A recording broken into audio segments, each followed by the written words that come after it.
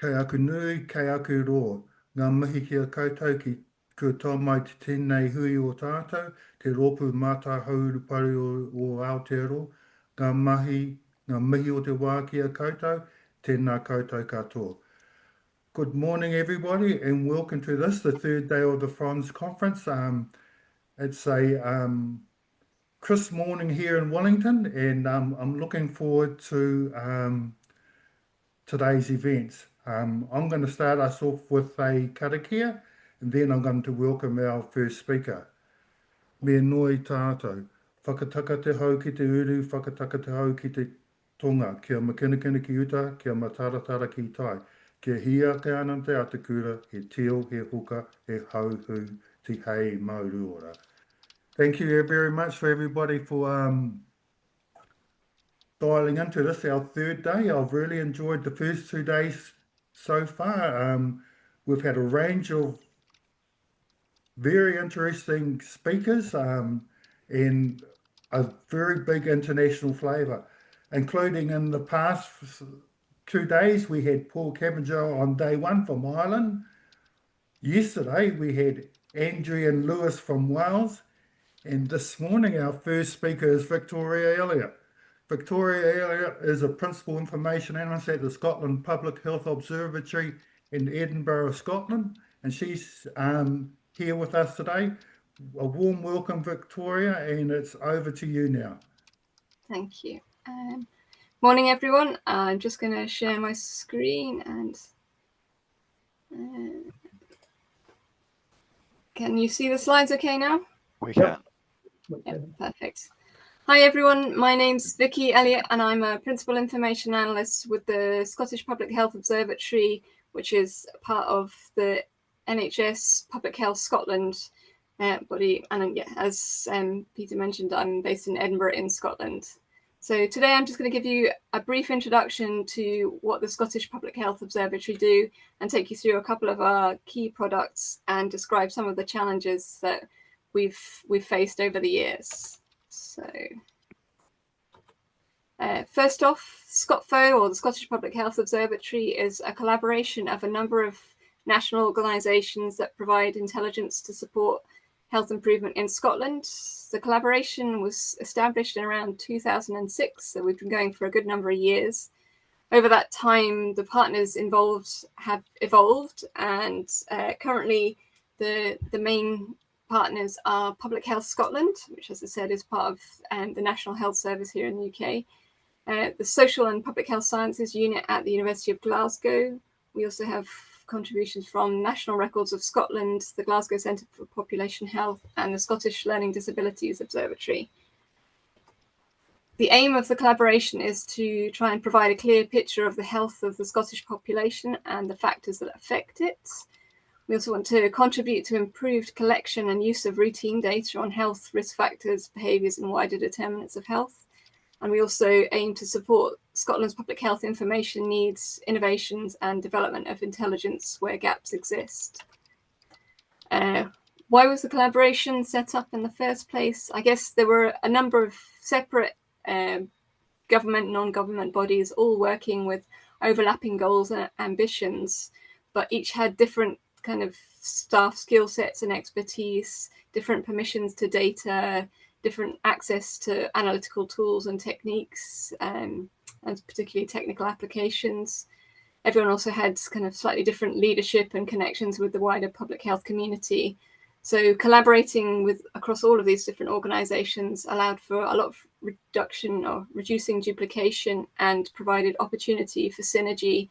So outputs that one organisation might have struggled to produce alone was able to be completed when you had input from lots of different people and different skill sets. There are some core principles of the collaboration. We particularly try and ensure that we're doing a once-for-all approach, reducing the duplication which inevitably exists when you've got lots of people all working in the same arena. We try as much as possible to utilise existing resources, so we're not duplicating things that exist elsewhere. We're more pointing users to where the information can be found and identifying and filling gaps if we find them.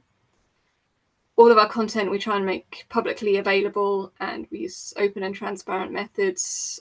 A lot of the code and scripts that we write behind our analysis would all be published on our GitHub accounts so that anyone can see how we're doing and what we're doing with it. We also try and engage with our users and respond to the evolving needs, although obviously it's getting a bit more tricky as there's always more things to be done. The current resources available to the team, I'd say ScotPHO these days is predominantly NHS analysts and public health intelligence advisors based within Public Health Scotland. So although I mentioned there are a number of different collaborating organisations, over the years, the resource and the input we've been able to draw on from other collaborators is in a state of flux, shall we say. We also have input from NHS consultants in public health medicine. The team are about 4.3 whole-time equivalents, although that number is always flexible. And although there's a small number in the core team, we're able to draw on the input and expertise from a much wider pool of contacts. We also have a governance structure through a steering group and user groups. The main outputs that my team predominantly work on are the ScotPHO website and the ScotPHO online profiles tool. And I'll just give you a bit of a summary or a flavour of those two. The ScotPHO website is obviously a public-facing website with a focus on public health information and wider determinants of health in Scotland. So it's predominantly focusing on the Scotland information. We do provide some international context if available. There are around 50 different topics on the website spread across 5 broad themes. We have background information around methodology and data sources as well. And previously, ScotPHO would have been involved in some research papers, although I'd say the capacity to get involved with additional research these days is limited. The idea behind the website is a kind of one-stop shop. It complements existing content, not duplicating it. And it's primarily designed for professionals and academics working in the field of public health or research in that area. This is the landing page of the ScotPHO website. So you can see a navigation bar across the top, which are the kind of broad themes where you can find information about risk factors, wider determinants, population groups, comparative health. Health conditions is probably one of the biggest sections. Once you select a theme, you can expand our topic list. So you'll see we have information about things like alcohol, diet and nutrition, drugs, gambling. It's not just purely conditional based things like asthma or COPD. We try and cover wider determinants as well. And once you select something like alcohol, you'll see we try and have a common set of page collections underneath each topic. So there'll be an introduction, a policy context, different kinds of data information, key data sources, key references, useful links. So the idea behind the website is that somebody who maybe doesn't know anything about the topic can come to one place and find as much information as they can about that topic. It's not necessarily that we're duplicating all of this policy context or all of the data. We're gathering it together in one site and then directing the user to where they can find more information or where that sourced information comes from. This is just a couple of examples of some data pages. So we do present some charts embedded into the website for kind of key summary statistics. If they're not available in a publication elsewhere, we might create a chart just so that somebody can get a quick eyeball of what does chronic liver disease in Scotland look like, or another example is physical activity levels in adults or children. A couple of technical points around the website for anyone who's interested. We've built the site using an Umbraco, which is an open source content management system. Initial setup required some external web developer input, but it's maybe important to note that the content is maintained and directly edited by a ScotPHO analyst team who have got 0 web training and comm skills. So we are very much kind of jack of all trades and dabbling in lots of things that we know a little bit about, and a lot of Googling and YouTubing goes on. The site itself is hosted by, the hosting is managed by an external NHS team. So that's one area we've decided definitely don't want to be involved in, is actual managing the hosting. We do create charts and embed those using a software called HiCharts, which has licensing requirements. So the Umbraco software itself is open source and freely available, but some of the functionality we use does require a license. Some of the key challenges we face is managing all of this content, trying to keep it all up to date, adapting the website to make sure that it's got a modern design, particularly since we're not web developers by background. That can cause quite a lot of challenges, as well as keeping up to date and complying with web accessibility standards. We're a public body, so we're bound to comply with a lot of the website standards these days. Next, I'll just talk about the ScotPHO online profiles tool, which is an open access interactive web-based tool. It's used for local area health profiling, so you can find information on around 250 different indicators of population health and wider determinants. It's deliberately not designed to be a performance management tool. This is about population health. So the indicators are presented based on the residents of the population residents based. We've got about 9 different topic profiles, so things like health and well-being, alcohol, mental health, drugs, tobacco, forget them all, with more in the pipeline. We present information at multiple different geographical levels, from Scotland down to local area. Depending on what indicator you've selected, you may not find all of the geographies available. We're kind of dependent on what source of information we can find, and also bound by statistical governance and disclosure control rules. We present a variety of different visualizations, which I'll show in a moment. We also include inequality and deprivation breakdowns. And because we know the way we present data doesn't necessarily suit everyone, we also provide the ability to download all of that data so people can repurpose it and present it how they like. The main aim of the tool is to allow comparisons over time and across different geographies over a range of different indicators that are being derived and calculated in consistent way, so that you should be allowed, so the comparisons should be reasonably fair. This is what the landing page of the profiles tool looks like. So you can see that there are the 9 different kind of profile tools. Physical activity is the one that we've got under development. We're also working actively on a climate change profile, which should be ready within the next 6 months or so. When you select a profile, initially you'll be presented with a summary of all of the indicators that have been pre-selected to belong to that profile. One of the newest ones, actually I should update these slides, the Care and Wellbeing Portfolio Dashboard is now called a Population Health Dashboard. But you'll see spark lines of national trends if you selected the Scotland level geography. But if you've got a subnational area selected, then you'll see what's called a spine chart. So you can see how does your area compare to the Scotland average and other geographies of the same type. We also do a bit of kind of statistical comparison. Is it statistically significantly different to Scotland or not, wherever possible? As well as looking at a summary of all of the indicators, you can drill down to look at an individual indicator and you can see time trends. So I've got selected deaths in the under 75-year-olds. You can see age sex standardized rates for Glasgow NHS Borders, which is a larger NHS territory. But we've also got one of the smaller intermediate zones. Is it called Nits Hill? I don't actually know where that is, but you can see how all of these different geographies compare. We also have the ability to add confidence intervals and turn them off if you'd rather not. But obviously, the smaller the geography, the wider the confidence intervals. So we're trying to guide users to make sure that they're making robust comparisons and make them aware when they're dealing with smaller numbers and perhaps slightly less robust figures. You can also look at rank comparisons. So the west coast of Scotland's not faring too well with the age sex standardized rates of mortality under 75s. This is an example of the deprivation information we're presenting. So this is food insecurity presented by socioeconomic inequalities. We also present things like the slope index of inequality and relative index of inequality, so you can see how are the inequalities changing over time.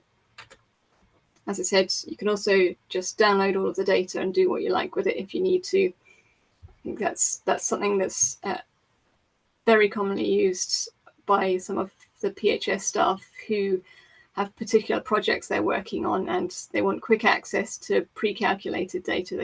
They know that it's available to them within the download facility of our profiles tool. So some of the technical information. So we migrated to a Shiny app. The profiles itself was created again around kind of 2008 time. Initially, it was a bespoke IT development written by somebody from NHS IT. But in around 2017, we took the creation and maintenance of the app within the team and picked up. Well, we were able to do this because we acquired the ability to use our Shiny apps were available to us, so we embraced that and ran with it.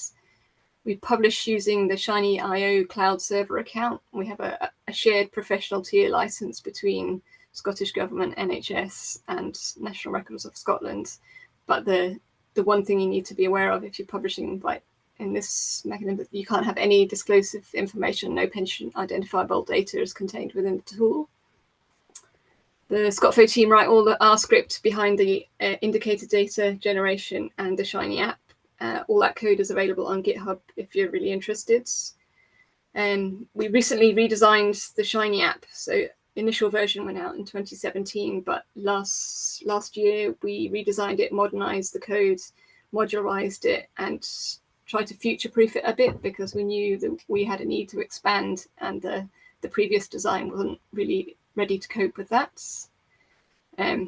Another technical piece of information, it will never be finished. We're always redesigning it. We're always making tweaks in response to the ever-changing demands. One of the real challenges around these profiles is that there's always more to be done. Keeping up indicators update is an ongoing battle, particularly when, well, obviously new data comes out each year and data sources change, survey questions change. There's always adaptations that need to be done, as well as a backlog of new indicators that people would like to see or new profiles to design. Geographical boundary changes is the bane of my life, and I wish people would stop redrawing them, but we live in the real world and that's always going to happen. We're also really keen to try and link the information to resources that guide evidence for action. And web accessibility is also a concern for something like an interactive web tool. A few general collaboration challenges are organisational change. So as I mentioned, Public Health Scotland was created in April 2020, and figuring out how ScotPHO fits in this new arena is still being worked through. Public sector budget changes, budgetary pressures, I'm sure, are common to everyone. Balancing the relative priorities between all of the collaborators also can cause tensions. The analytical team have assumed a lot more of the technical responsibilities, which has its pros and cons. There's still some external dependencies, and the logistics of just maintaining such a breadth and volume of content is an ever growing challenge. So I've just included a couple of links to where you can find the Profiles Tool website, and that's some of our GitHub repositories. But that's all I've got to say. Feel free to ask any questions. Thank you, Victoria. I really enjoyed that presentation. I thought the tool was really good. I like that it was in Shiny app because that's becoming more popular over here. So it could be easy for our viewers to switch over and have a look at it if they choose to. I like it that the app could drill down and show by local health areas. There's a range of different names for geographies, so health boards, local authorities. So depending on which institution you're working for, you might pick a different geography level.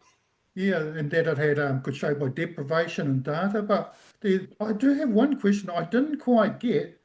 I read somewhere that it's not a performance management tool. I also saw that you could rank some of the health areas too. So I don't quite understand what you mean by. I guess it's, I say not performance management. The types of indicators that we include are not necessarily, we don't include things like delayed discharge information from hospital. So it's maybe hospital performance, but yeah, I guess we do comparisons that you could class as performance management, but the types of data that we're presenting, we're not necessarily saying somebody is failing or doing badly. It's more to prompt the question, why is it the mortality rate is higher in this area than another area? What is it about that population that might, or how could you improve that? Yeah, I understand, and thank you for that. I really enjoyed that talk. Thank you very much, and thank you for the work your team's doing. I can see we have some questions down below in the Q&A and chat. But first, I'll go to Barry.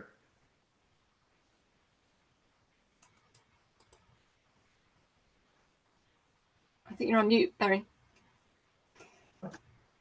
Excellent presentation, Victoria, and thank you for that. One of the things I'm particularly impressed with is the fact that you've been able to get a whole bunch of people together to actually, as you said, a one-stop shop. And I think that's a wonderful example of how it should be done, because usually every organisation does their own. And so if you want a bit of this, you go there, and if you want a bit of something else, you go somewhere else. So the mechanics of actually how you got all these people to collaborate and do it together and join up. What's the secret? Because we haven't done it, for example. Was it a mandate at the top? No, I really don't think it was a mandate from the top. I think we have some key collaborators at the outset to really thank for this, and just the respect that they commanded, and the fact that they worked so well, and they knew so many people that they were able to draw on contacts, and I guess explaining the benefits that can come from it. I think once the website was established and once a single profile was out there, people could understand how it was going to benefit everyone, and you got more buy-in and more people prepared to contribute. It's amazing that people usually in these situations, people want to keep their own stuff. I mean, that's it. I'm not going to collaborate. And I think that's a lesson for everybody, what you've done. So well done. I think there's also an element of, if we can create a website or an area that people can put the content up, they just need to be the subject matter experts. But we can take some of the logistics or some of the pain out of actually publishing that away, so they can focus on the actual work. Yes. Okay, I'm looking at the Q&As, and it's here's something. Good morning, Victoria. Very good presentation, and thank you for sharing the website. I like the information about homelessness, and housing information includes fuel poverty. We also use Shiny App for major fire incidents. Your public health team, do they use Shiny App for any major fires? Thank you. Not that I'm aware of around fires. There are a multitude of Shiny apps for various different purposes these days, and I think they're proliferating every day, but I'm not aware of anything about fires. Okay.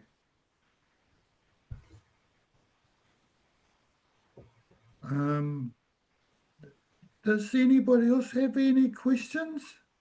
Yes, if you do have any questions, please drop them into the Q&A window, or use the raise hand button if you'd like to ask them to any of our panelists directly.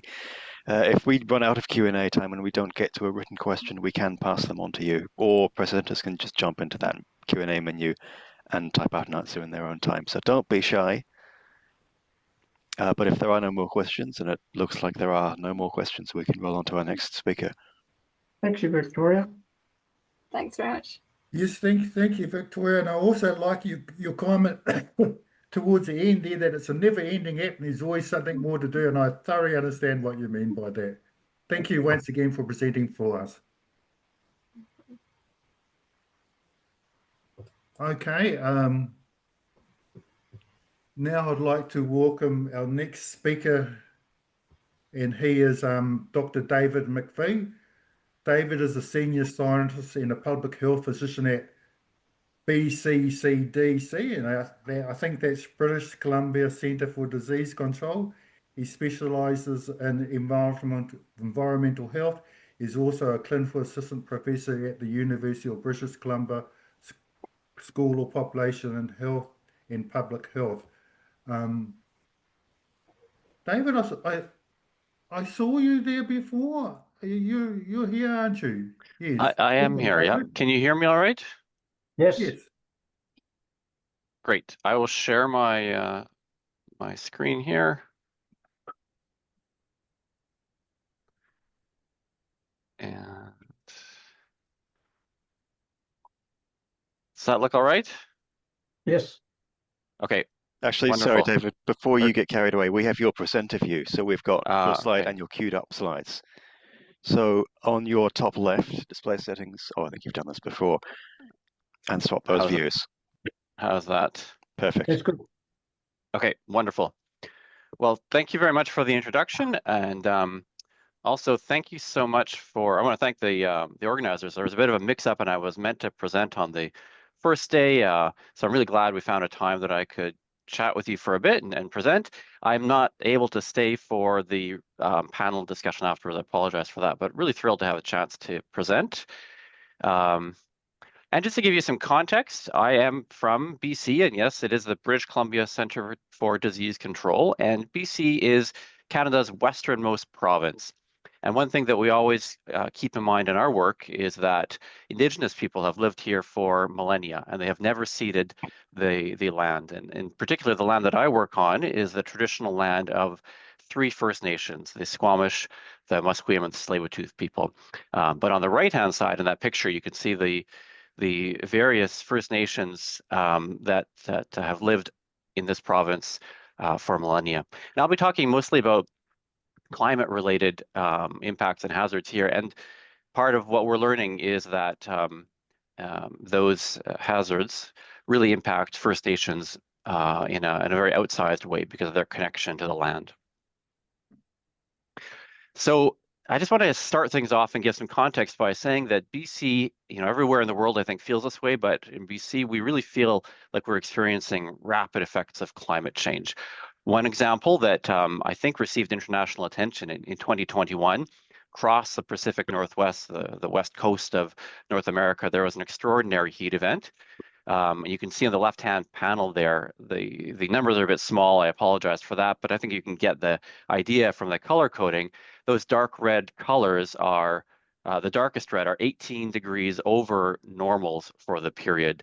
So just an extraordinarily unusual event. It was early in the summer, so people hadn't really prepared. People's bodies, their behavior had not adapted. And on the right-hand side there, you can see some of the impacts. So in a pretty short span of time, we saw over 600 deaths that were attributable to extreme heat. And in fact, it was one of Canada's deadliest natural disasters. So the blue line on the top just shows the population-weighted temperature across the province. And on the bottom, you can see daily mortality across the province. And the color codes show you what is sort of how different things are from expected. And at the period of the heat dome, what we call the heat dome there, you can see those red bars just sort of climbing day over day and significant mortality just accumulating. At the same time, that same year, we had extraordinary floods. So on the left-hand side, there are some pictures from a major highway in British Columbia that flooded out and in fact isolated Vancouver from the rest of the province for some time. We had to ration gasoline. And concurrently, we have an extraordinary multi-year drought. On the right-hand side, you can see the bridge giving you a sense of where the normal water level would be for that river. These are pictures, snapshots from the province, but these are really province-wide impacts. And the last one that I really want to highlight is wildfire. I know there are some questions about that in the last talk. It's something we deal with a lot here in British Columbia. Summer 2023 was an extraordinary year for wildfire, unfortunately. The picture there is at West Kelowna. That's a fairly large-sized community in the interior of BC, and the fire hit multiple parts of the city residential areas, but also the dump. You can imagine the air quality impact that has on the people living there. And on the right-hand side, you can just see 2023 just sort of leaping up ahead of everything else, not only in Western Canada, but really across Canada. This year hasn't been quite as bad, but has been significantly above historical normals. So that's sort of the context of what we're dealing with. All of these things have important human health impacts, and it's been a bit of our mission the past few years to try and equip public health practitioners, emergency planners, and so on with the information they need to deal with these climate impacts. So I just want to walk you through 3 examples that we've worked on in our group. One is on indoor heat, one is on air quality and asthma, and one is on cyanobacteria. I'll keep an eye on the time. Maybe we will just do the first 2, but we'll see how things go. So British Columbia, like many jurisdictions around the world, we have a committee that meets regularly through the summer months and looks at what's happening with extreme heat in the province. It's called BC Heat, and we plan public health response to heat. And we have 2 tiers of activation based on outdoor temperatures. We have heat warnings and we have extreme heat emergencies. We have different thresholds across the province because different geographies lead to different normal temperatures. People are differently adapted. There's different amounts of air conditioning depending on where you are in the province. You can see the map on the right-hand side of the province, and those numbers are showing the temperatures that trigger some of those thresholds. And it's usually a combination of across 3 days or 2 days, a maximum temperature and then an overnight low and then another maximum temperature to trigger a heat warning. But what we know from our data, our experience, and also, of course, experiences around the world with extreme heat is heat-related deaths don't occur outdoors. They don't occur directly linked to outdoor temperatures. They occur generally indoors. And this is data that we've gathered from the extreme heat event in 2021. There were 506 deaths that were investigated by the coroner. And you can see the huge majority there occurred inside of people's homes. These were typically people that lived alone and didn't have air conditioning and lived in a upper level of an older home, for example, and didn't have access to a cool space. The number of deaths that occurred outside were actually very small. And you can see why that is when you look at indoor and outdoor temperatures. So these are temperatures that are taken from the same part of British Columbia during that extreme heat event in 2021. And the black line there shows outdoor temperatures. And the blue line shows indoor temperatures with air conditioning, so almost no change there, as you might expect. But then the red line is showing indoor temperatures without air conditioning. And you can see that it begins hotter than the outdoor temperature right off the bat. And as the temperature outdoor builds, the indoor temperature builds in kind of in parallel with that. But an important fact is it doesn't cool down overnight. You can see those overnight temperatures. It does cool down outside somewhat, but inside the house just sort of continues to build that heat. And then when the outdoor temperatures finally break, it takes 2 or 3 more days for the indoor temperatures to fall. And really those are high temperatures, and we saw those in a lot of homes across the province. So this is really the important hazard, but we have very little insight into that. We know about outdoor temperatures, but we don't know really what's happening in homes across the province. And so to address that, the first thing I want to introduce is something we call the Sentinel Indoor Temperature Network. So this is a program where we have sent these fairly small, totally self-contained temperature sensors to homes across the province. You can see it pictured there with a can of Coke for scale. They're connected directly to cell service, so you don't need to fiddle with Wi-Fi or anything. And the main thing we're interested in is temperature, but they also record relative humidity and particulate matter. And we've recruited participants that do not have air conditioning, so really are at risk for these high temperatures. We've distributed about 100 across the province right now. It's really still in a pilot phase, but it's been working quite well in providing us with information. And we integrate that into the other surveillance from outdoor temperatures that we have. So here's an example of what it looks like across the province. All of these are sort of jittered, so you're not looking at any particular location or down to anybody's home. It's all anonymized data. But you can see at a glance what indoor temperatures look like across the province. And then if we zoom in by clicking on one of those, you can get a picture of what's happening. So this, for example, a central Vancouver home. This was this year. We had some heat earlier in the year, and you can see that it didn't trigger heat warnings actually in the province, but indoors in this home, the temperatures were up above 30 even overnight, and that's really quite warm and getting into a risky area depending on who is in that home. So this information has been quite helpful for us to give us a picture of what's actually happening in the space where people are at risk. The second thing I want to talk about is wildfire smoke. So we have significant exposure to smoke from extreme fire activity in British Columbia. It's something that we are learning to live with permanently now. This is looking back to the extreme fire season in 2023. The left-hand side there shows, and I should say this is a great review article, not directly our work, but it gives you a picture of what happened. On the left-hand side there, days with elevated PM 2.5. And if you look at the scale, you can see those darker colors, oranger colors, are sort of in the 40, 50 days range. That's really your entire summer. So that's your, or half of your summer at least, that you're worried about outdoor activities, you're worried about your health, you're keeping your kids indoors and so on. On the right-hand side there across Canada, you can see the maximum level that was reached at any point during that year. And those are very high levels, up into the 400s or 500s. So just like with heat, we have a committee that meets regularly and plans and coordinates around wildfire smoke.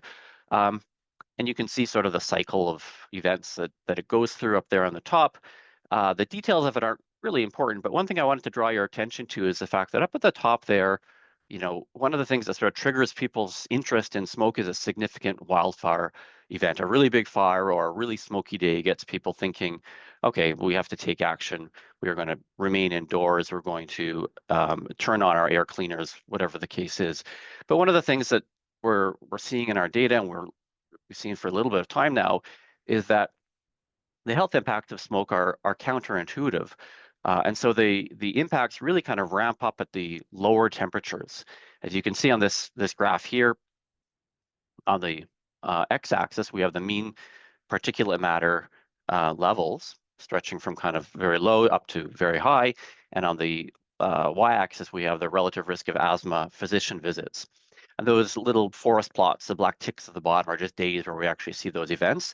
And so the risk really increases quite quickly at the lowest levels, and then it begins to plateau at the upper levels. So those are, the risk is high there for sure, and those are the ones that are drawing people's attention, but the risk is accumulating, things are happening even at those lower levels. We don't want people to miss that.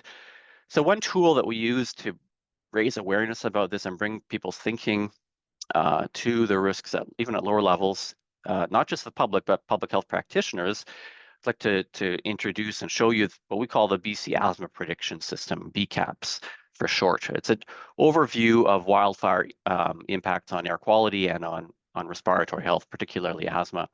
So this is an interactive dashboard, just like the SITNet dashboard. And when you view it, when you first open it up, you see a map of BC. And overlaid on that, you see color-coded areas that show the maximum AQHI, Air Quality Health Index, which is a health-based air quality metric that we use here in BC. And there are some changes you can make to the date and to different areas, different boundaries, health boundaries that you're looking at.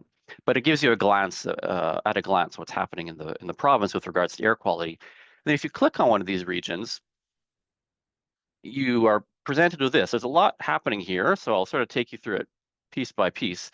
But really what I want you to see is first on the top, that top panel there, that is the health information. So those are asthma-related visits. And you have the option, you can change it to ventilator salbutamol dispensations. But these are sort of the canary in the coal mine of wildfire health impacts, the acute respiratory effects. And the colored bars are the actual observed asthma-related visits, and they're color-coded if they are higher than expected or not. We're looking at data right up till yesterday, so it takes a bit of time for those bars to populate with the actual observed data. But the black dots are what is predicted based on the air quality, and then sort of predicts at the very far right-hand side what you see tomorrow or the next day. So it gives the population a way to think, okay, what does this mean for asthma-related health? And it gives practitioners a way to think, to see what might be the impacts of this wildfire event on our clinic or on our emergency room, what have you. And on the bottom, we actually have the air quality data. So in blue, that light blue shade, sort of what was actually observed, and in the darker blue circles, what had been predicted. There wasn't a whole lot happening in the province right now, so that's why there's not a whole lot happening on this figure, which is good for us, but not as good for presentation. So I'll take you back a little bit to earlier in the year where we did have some wildfire smoke. You can see in looking down at the dates around June 11th, you can see that wildfire smoke increasing. And then looking up at the health impacts, you can see those black dots increased along with it. So there was the prediction that there would be more asthma visits because of this. And then on the day when it peaked on about June 10th, you can see the asthma visits did in fact increase well above normal, and it's color-coded to kind of draw people's attention to that. So it gives people at a glance, the population and practitioners, a way to see what's happening in the province. And then just quickly to wrap up, I'll just talk about cyanobacteria quickly. This is something that comes up in BC every year, and there's blooms because of warm temperature and warming lake water. And thankfully, we don't have a huge burden of human health impacts, but there's a lot of concern from the public, and there are always, unfortunately, animal deaths linked to it. And the surveillance for this is very fragmented, and you can kind of understand why that might be. Looking at that map of all the perimeters of lakes in BC, there's thousands and thousands of lakes, about 20,000 lakes, and only a fraction of those are regularly monitored. And the data is held by many different partners in different buckets. So we're working on a way to automate and bring that all together using satellite images. So this is just an example of kind of a dashboard we're developing for this, zoomed in on that lake that you saw in the news story where unfortunately a dog died. And using the appropriate wavelength of light, we can detect cyanobacteria blooms and make an automated notice of it and draw people's attention to it. And you can see this bloom kind of peaking on the 30th of June, and then by the 5th, you can see it fading away as those colors kind of begin to resolve. So that's it for me. I just wanted to kind of walk you through what our experience in British Columbia is like, introduce you to some of the tools that we're developing. Really a big team that works on these here, and lots of people, but I want to draw attention to 4 in particular: Sarah Henderson, who is our scientific director, Michael Lee, who is a senior scientist who worked on the cyanobacteria project, Angela Yao, senior scientist, and Kathleen McLean, who have done a lot of work on air quality and heat-related surveillance. So I'm very happy to take any questions or discussion that people might have. Thank you, David, for that very interesting talk. The points that I like that I can remember is that it's really good to see that so that the indigenous people I've ever held on to so much of their land. I thought it was just the year 2023 and those extreme heat conditions, 18 degrees above normal. That's almost unbelievable. It's a cool 10 degrees here. It's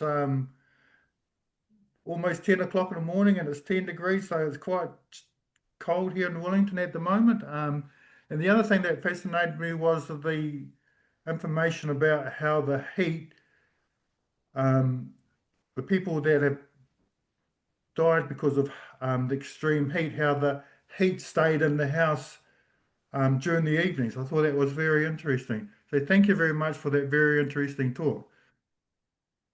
I see Chris has a question, so over to you, Chris. A mitt in the air, as it were. David, that was an excellent talk. Thank you very much. It was really informative. A two-part question. One, do you open source the data streams and the modeling that you do? And two, have you looked at embedding that in climate modeling work? So we don't. The data that we base a lot of that on is either, so some of it is not, we couldn't open source it because it is kind of highly sensitive administrative data. So the asthma visits, for example, and the salbutamol dispensations, those are all administrative data related to healthcare billings in the province. So we have to be very, very careful with those. So the surveillance product is available to the public, to anybody, but the kind of the more fine details of it aren't, because the data is sensitive. And as to whether we have built it into climate models, we do. So a big demand, a big ask for our partners is support in long-term risk assessments and sort of vulnerability assessments. What's going to happen to our region with regards to heat in 40 years, 50 years, 60 years. And we have worked and developed those also. So we have a dashboard for that we share with, it's not available to the public. It's mostly designed for people working within communities and within health regions, looking at long-term impacts of climate. Okay, thank you. I can see that there's a question in the Q&As. It's from Neti. David, the sensors in the home is a game changer. Were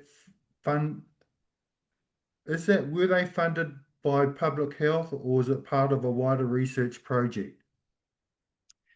So at this point, both of those have been funded by external funders.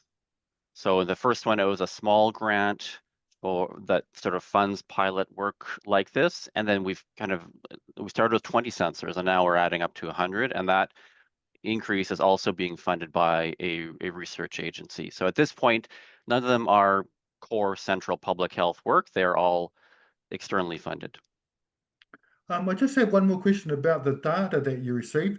Do you receive do you have live data feeds, or do you access it? Yes, so for the heat sensors, yeah, they transmit their data remotely, and so it is a live feed into our servers. Okay. I see one more question there. We do have one more hand raised. Yes, From Fiona. Fiona. Kia ora, David. A wonderful presentation. I just had a quick question about the forecasting of asthma visits. I was wondering if you'd had any feedback from clinicians or the sector on how useful that is, or what was useful, how they used that. Thank you. So we have talked to what are called here medical health officers. They are sort of public health practitioners who are responsible for health of communities, and we know they use it. They find it quite useful. We haven't gotten into the level of the clinicians at this point, so I'm not sure exactly, but of the kind of the really front line, but the public health folks do find it useful. And there is a question about building codes that I can see. I don't know if I have much time. I can certainly answer that one by typing. Yeah, if you could, we would appreciate that. Okay, I will do that. Thank you very much. I just missed that. Do I ask this question in the Q&A? No, that's all right. David's onto it. We can roll along to Fiona now. Okay, rightio. Welcome, Fiona. Fiona is the Chief Advisor Epidemiology for the Intelligence Surveillance Knowledge Group in Aotearoa's Public Health Authority. She began her career as a researcher and lecturer at the University of Pittsburgh before joining the US Food and Drug Administration.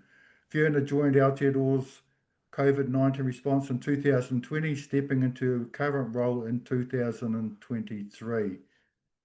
Fiona has conducted epidemiological research in a number of areas, including cancer, nutrition, informatics, and has over 30 peer-reviewed publications. Welcome, Fiona. Kia ora koutou. Patrick, I will be driving my slides today. I will be. Give me one moment. Are we visible? Yes, Good. that looks good. So kia ora. So this is a short presentation just talking about some of the modelling work that we have been working on at the PHA. And this work was primarily undertaken by a principal analyst here, David Monley, working with Professor Mike Plank. So many thanks to those two who did the lion's share of the work. Next slide, please. We can, so yeah, we've already had my bio, and David is now working, he moved back to Ireland, and after completing this important mahi that we conducted here at the Public Health Agency. Next slide, please. So I always try to, because there's such shifting sands at the moment with government, I always try to do a sort of a who's who and where people are in the agencies. So this is a very, very oversimplified plot. So we have Ministry of Health, and there are obviously many groups in the Ministry of Health, but we have the Strategy and Policy and Public Health Agency. And under those groups, that's where a lot of the science evidence and is undertaken. So we see under strategy and policy, we have the data and analytics and the health surveys and research evaluation, chief science advisor. And then under the Public Health Agency, we have our group, Intelligence, Surveillance and Knowledge, where we're the stewards for the surveillance system, produce evidence briefs, and do some data analytical projects that go across the New Zealand public health system. And then in the Public Health Agency, of course, there's the Office of the Director of Public Health, there's Policy, Hauora Māori, Pacific Health, and several other groups. And then our sort of sister agency, HNZ, we have the National Public Health Service, and in that group there is an intelligence group that does maybe more the operational surveillance, the day-to-day surveillance, data crunching, and we do more of the stewarding of the surveillance system. And of course, there's important external partners that we rely on extensively for intelligence and surveillance activities. Kia ora. Next slide. So we in the PHA we found that we were increasingly using infectious disease modelling, trying to work out modelling of measles outbreaks, modelling of COVID. And it's not possible to go out and find funding and do all the contracting needed to produce bespoke modelling every time. So it's very useful for us to have some in-house modelling that we can conduct ourselves, that we can turn around quickly, that maybe doesn't have all the bells and whistles that we might get from a fuller contract, but we can turn it around and get some sort of quick answers, and then use that as the basis for sending out for asking more nuanced modelling questions. So the infectious disease modelling that we wanted to do here was using an SEIR model, and it was to be used for pandemic planning and counterfactuals and scenarios, outbreak modelling, early on in an outbreak, what kind of scale of outbreak are we looking at if we don't have any sort of other interventions. And we're also using it for looking at the pre-pandemic vaccine supply, in case of an outbreak or an epidemic, what's the magnitude, what's the scale, what's the speed of various outbreaks. And of course, modelling can be used for several other uses, but the modelling that we're working on here doesn't necessarily address, it's not really a forecasting short-term kind of tool. It doesn't have a lot of bells and whistles for putting in public health policies or levers or different sorts of interventions. And it could potentially be used as an input for health economics, but it doesn't do that full health economics modelling. Kia ora, next slide. So again, these kinds of functions that we're using the modelling for, these are the kinds of questions that we can begin to address in-house. So without further action, how quickly might a disease spread or an epidemic spread? So if we do nothing, how many cases and hospitalizations will occur? So that's sort of that counterfactual question of what's the baseline we're looking at here? If there's no interventions, what's the problem? And then that can motivate action and intervention. What happens if we increase vaccination coverage? So we do have some levers inside the modelling that we can dial up and dial down the vaccine coverage and see what kind of effect that has. And it also can model which age groups are most affected. So it's an age group compartment model, meaning that we can put in different inputs depending on the different age groups, which of course is important, you know, in different epidemics. Maybe the elderly are more affected, maybe young children are more affected. So that's so we can dial those different inputs by age. And again, so it's not really for forecasting in the short term, and it's not really for a nuanced evaluation of public health policies or interventions. Next slide, please. So what are we actually talking about? So this is the landing page for the modeling tool. So it's a shiny app. So you just log on the web using that URL below. And it's not available, publicly available yet, but there are plans to do that. But you log onto this app, and then this is the landing page that you will see first off. This is a screenshot of my of my work computer. So you can see down the left here, you've got all the different inputs that you can and parameters that you can put into the model, and then the rest of those panels show you different kinds of outputs that you might be interested in. And then once you've put in those inputs, then you click Run Simulation, and it will give you those. It'll show you how the epidemic might play out. Next slide, please. So to summarize, so the modelling tool is developed with the University of Canterbury and the PHA. It's a SEIR model, susceptible, exposed, infectious, recovered, and I'll talk a bit more about that. Primarily, it's used to answer the counterfactual questions, you know, without public health action, other than vaccination, what would be the possible trajectory of the pandemic? What is the size of the problem that we're looking at here? And there is some levers for dialing up and dialing down transmission, and we can talk about that, which could be used as a proxy for interventions such as masking, etc. So currently we're using it to inform pandemic planning. That was sort of the first use case, first cab off the rank. It's an shiny web-based app, as I just said before, and it's accessible to PHA Kamahi for now, but we plan to make it publicly available so people can use it for some simple kinds of modelling. The inputs that it can handle, it's similar to a simplified version of sort of the COVID modelling that we saw over the pandemic. So we can input the different transmission dynamics, the R value, the transmission rate, the recovery rate, the hospitalisation rate. You can dial up and dial down the severity of the disease by different age groups, the vaccination levels by age group. You can input different levels for that. You can excuse me, you can have different levels for vaccine efficacy in terms of infection, in terms of hospitalisation. And you can change the age-based contact patterns, meaning you can model a society where, you know, young people are interacting a lot more or a lot less, depending on different factors.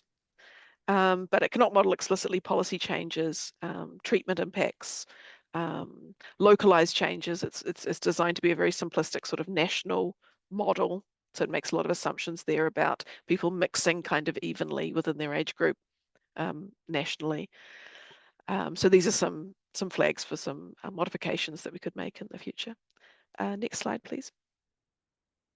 So as I was saying, this is just the traditional infectious disease modelling paradigm of susceptible, exposed, infectious, recovered, and people are assumed to move from one state to the next at a certain probability or a certain rate.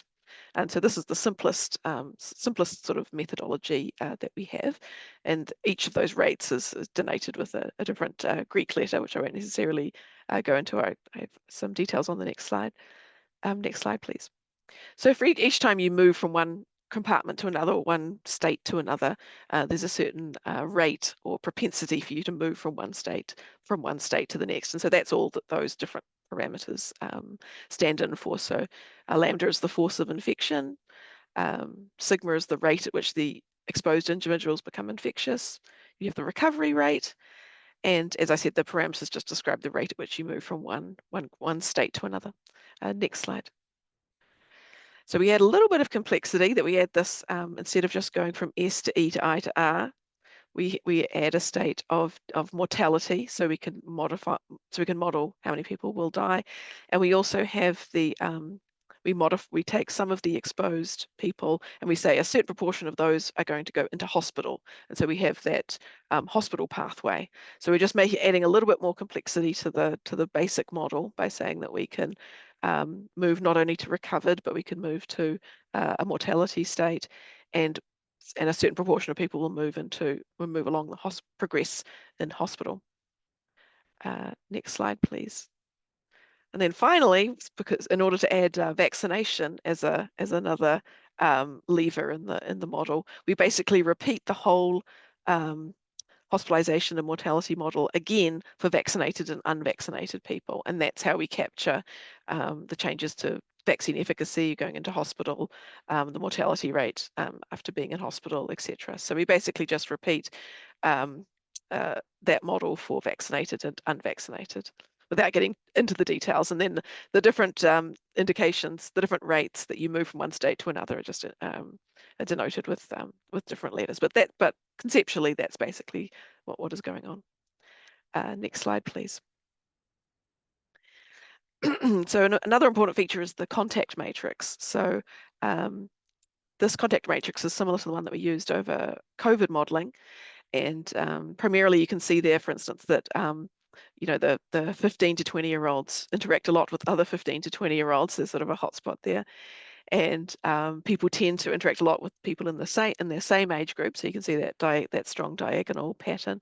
But then you also have parents interacting with children, and so that's why you get this. It doesn't really come across quite so well in this plot, but you get this slightly darker V shape of sort of the 30, 40-year-olds interacting with younger children. Kia ora. Next slide.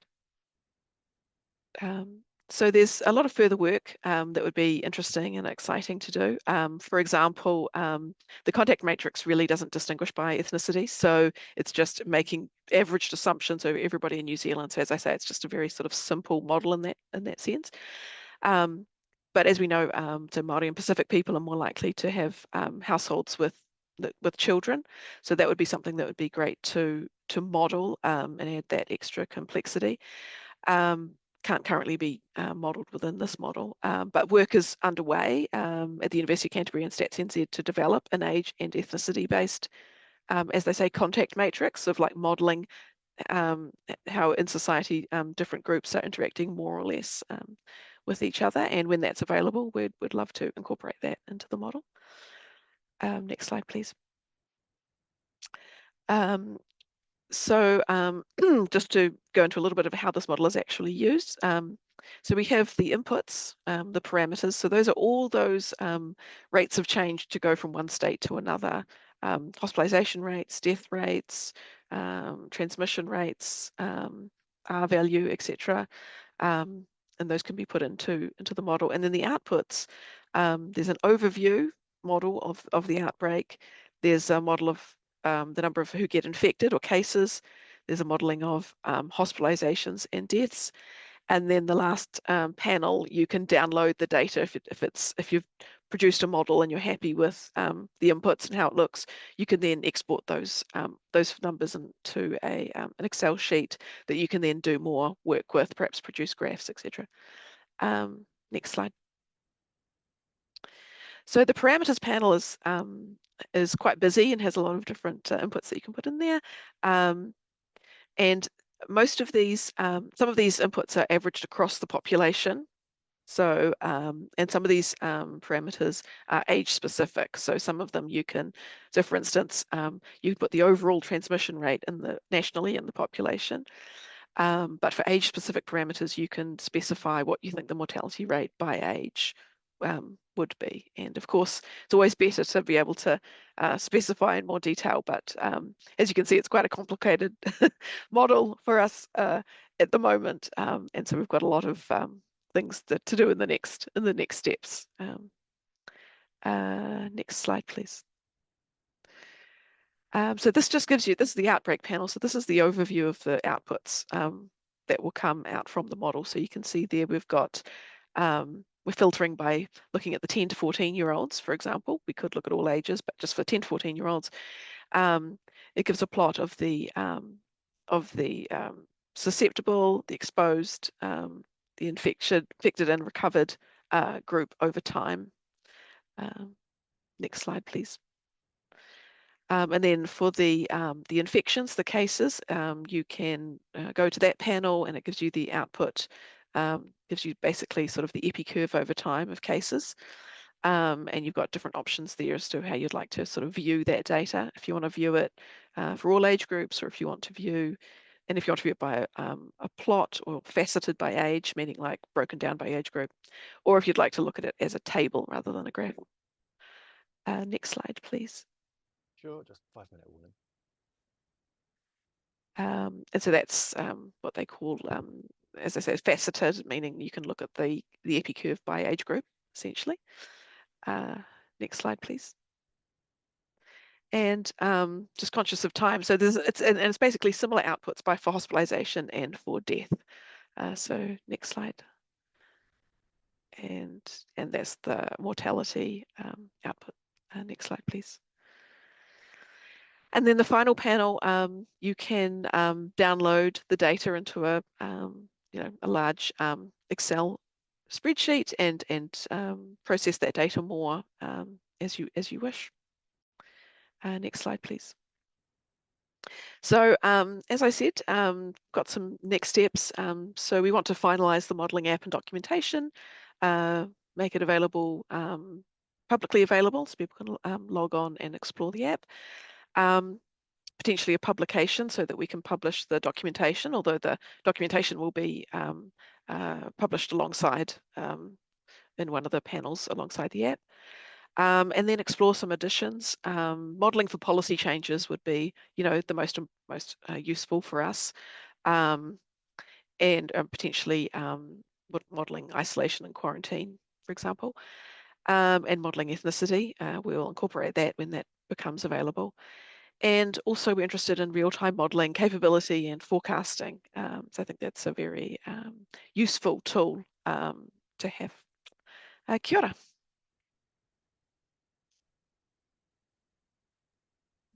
Kia ora, Fiona. Thank you for that very interesting talk. I really enjoyed that. I thought it's a very, how would you put it? I think it's a very useful and very important work. Does your group have, well, I've got a question. Does your group have any real-time monitoring? So are you looking for infections that are popping up right now, or is it all reactive work?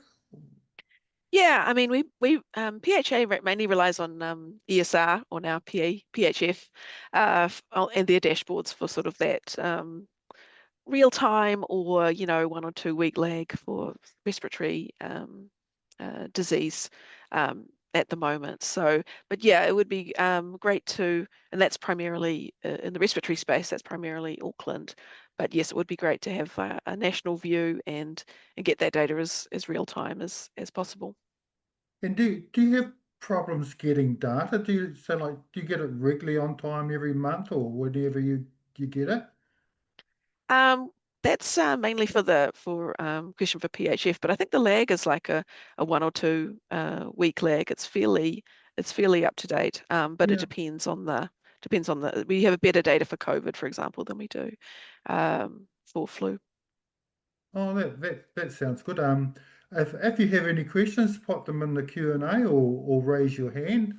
I can see some red spots and Chris has a question. Over to you, Chris. It's all about getting in first. That's the key bit. Fiona, that was a really excellent presentation, and it's so good to hear that the ministry and New Zealand in general are using models more. I just think that this is so important for public health intelligence. Just a query, and maybe that's a comment too, I guess, because I'm kind of excited by the fact that everybody's using models now, is that if you have the potential to stream in some of your surveillance data into the model, then that gives you the ability to run that model over and over again. And the biggest problem anybody working in surveillance has is, what does this observed data mean? Because all we can do is statistically analyze it. We can't understand the epidemiological processes, but if you've got a model in which the data flows into, and you can run your model over and over again, you can say, well, actually, maybe we're looking at this, or maybe we're looking at change in this type of dynamic, and now we can actually talk about real disease process. I just think that's super exciting. Well done, you guys. Yeah. Thanks. Yeah. And so at the moment it doesn't handle that sort of real-time data modeling, but that would be, yeah, definitely very exciting, and it would be great too. And we are exploring that. Okay, I think we've got another minute or so. So there's two questions in the Q&A. I'll read those out. Thank you, Fiona. Can this been used for measles OB modelling, particularly comparing vaccination focus, the target of under 2s versus potentially higher spreading risk ages 5 to 9, say? We didn't use this particular model for measles. We used another an agent-based model for measles modelling. Actually, PHF undertook that because measles tends to have fewer cases than something like flu or whatever. But yeah, you could use this to model measles epidemics. And one more question about modelling. Fiona, could you use this tool, for modelling the impact of different interventions on chicken handling consumption and, I don't know how to pronounce that, Campylobacter infection, and then also to forecast increased population susceptibility to different infectious diseases, etc.? Yeah, I mean, you could. It's not. It doesn't have a sort of explicit levers in there, like so what would happen if we introduce some intervention and we reduce the level of Campylobacter in chicken, and what would what, but you can use this kind of model by dialing up and down the transmission. You can say, well, let's assume we did something and it reduced the transmission by 20%. Now we can see what the epidemic would look like. So but something like Campylobacter is probably not such a good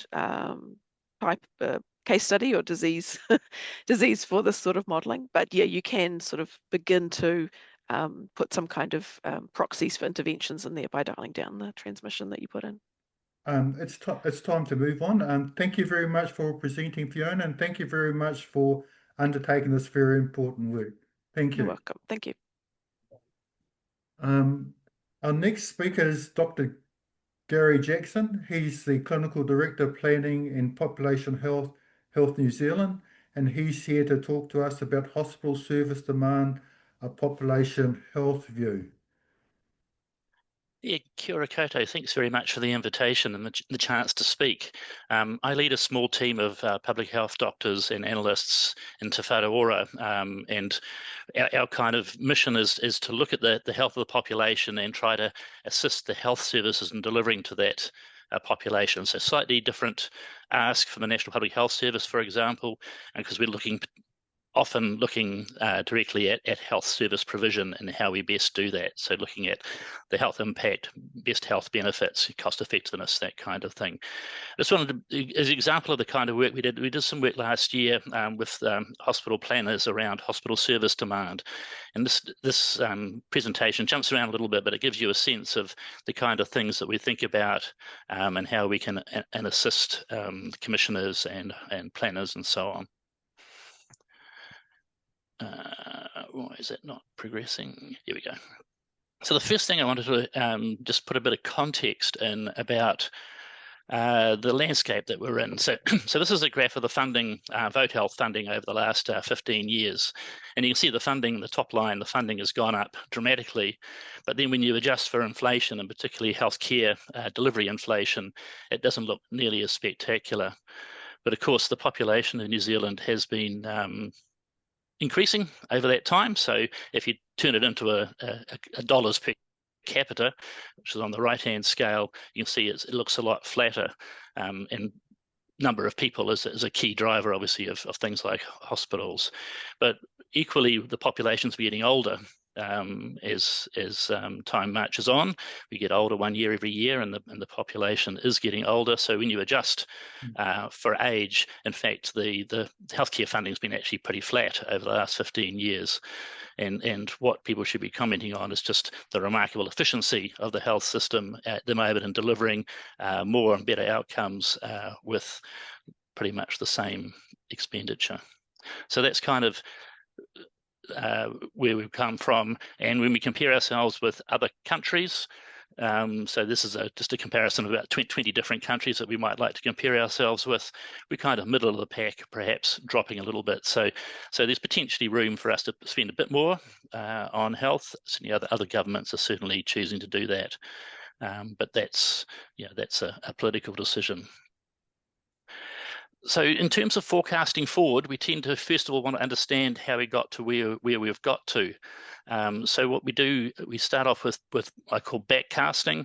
So if you look at the left-hand graph here, you've got a dotted green line, and that's showing what would have happened if you took the hospitalizations in 2009 to 11 and extrapolated them forward just based on population growth and aging. So just saying a standard demographic model, which is kind of what you'd want to do looking forward. Does that explain what happened in the past? So the graph's about adults, so age 15 plus, and looking at medical and surgical admissions. So basically your bog standard reasons to go into hospital. So it excludes maternity, mental health, and health of older people. So this is acute adults. And you can see that pretty much across the last 15 years, the growth has been higher than you would have expected from demographic growth, working out at about 1% per annum higher for acutes. And then for electives, it's actually started to go down, and you can see it starts to turn down by about 2017 or so. There was a long period of quite emphasis on electives and extra funding put into electives, and that kept the rate up for a while.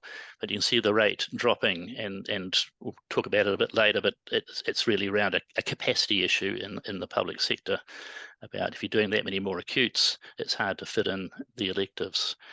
And the right-hand graph is really just sort of a comment on complexity. So that's just divided by age, and it's looking at the last 5 years. So it jumps from the blue bar at 2018 to the orange bar at 2023, and just shows for virtually every age group, you're getting an increase in complexity. So that's the average case weight per person per year of our people going into hospital. So we're getting more complex as we go on, and so we're getting more volumes and more complexity in our time trends. Within outpatients, less of a rise for medical and surgical outpatients, perhaps a bit more capacity constrained.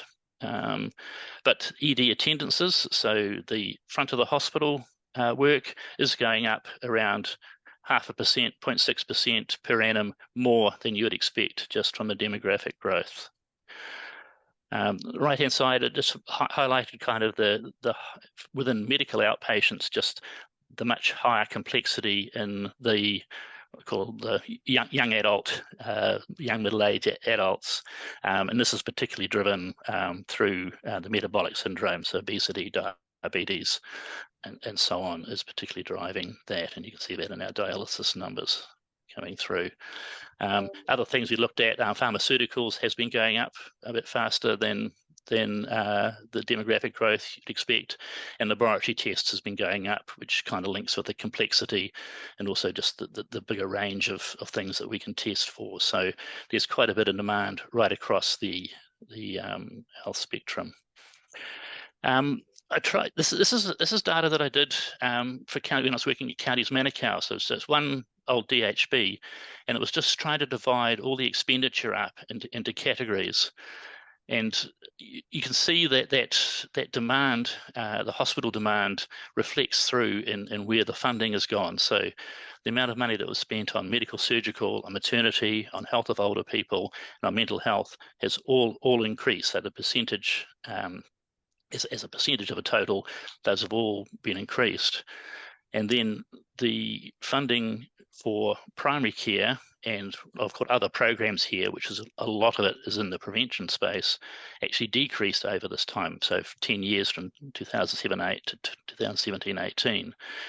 Now that wasn't a deliberate choice by the DHB. If people are aware of how counties worked, it had a huge emphasis on trying to improve primary care and trying to improve preventive funding. It had Let's Beat Diabetes programs. It had a large emphasis on trying to prevent things, but despite its best endeavours and lovely strategic plans, which I helped write, we ended up spending more money on the acute side. So there was immense pressure on the front services, the acute services, to deliver, and you can't turn away dialysis patients. So we were spending $1 million a year, each year to cover dialysis growth, and that money wasn't available to spend on preventing people getting overweight or treating diabetes.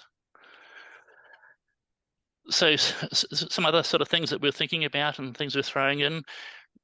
We've got an improving health across the board in New Zealand, so life expectancy has been growing, but that brings with it more years of life living with disability or disease. So that's what the right-hand graph showing. And if I just decode for you, the grey line is the United States and the green line is Norway, the ones above us. So that shows two different routes of getting to long periods of time with disability. One is you're highly successful in keeping people alive for longer, and I'd put Norway and New Zealand in that camp. And one is where you're not doing very well at all and you've just got relatively low life expectancy, but a large longer period with disease, and that's the route the US has been going down. So it's a success of the health system. We're keeping people alive, but we are also keeping people who are very unwell alive. And I must mention, there's obviously large gaps within our society. This is just showing the trend for life expectancy for Māori, Pacific, Asian, just dividing it up by the major ethnic groups. You see the Māori, the gap between European and Māori is reducing, but it's going to take a long time to get where we want it to be, but it is at least reducing. For the Pacific, it seems to have flattened, and that's particularly around diabetes and weight seems to be the main driver there. So that's kind of built into what's happened in the past, and sort of that goes into the models as you go forward. And we've seen big successes in smoking, which, among other things, cardiovascular disease mortality has been dropping, taking pressure off the health system. But kind of a driver in the other direction is body weight, which is driving diabetes prevalence and a whole raft of other conditions which are impacting the health system and obviously impacting on the health of the people. So to kind of summarize that kind of scattergun shot of bits of our health system, we've got increased survival, we've got real success in our health system, but we've got more people living with comorbidities who are more likely to present to the health system and be treated by the health system. So that's kind of the sort of the bottom line where we think this driver of more hospital care is coming from. And of course, that driver is in primary care. It's right across our system, but we're just looking at hospitals here, really. So that gives us some modelling assumptions to say, if we're looking forward, what's the growth that we're going to get? And it's not really saying we want that growth, or we're going to be able to achieve that growth. It's effectively the amount of growth that we are going to have to divert or change if we want to survive. So I'm not going to go through all this whole table. This is just an example of some of the inputs that we were putting into the system last year.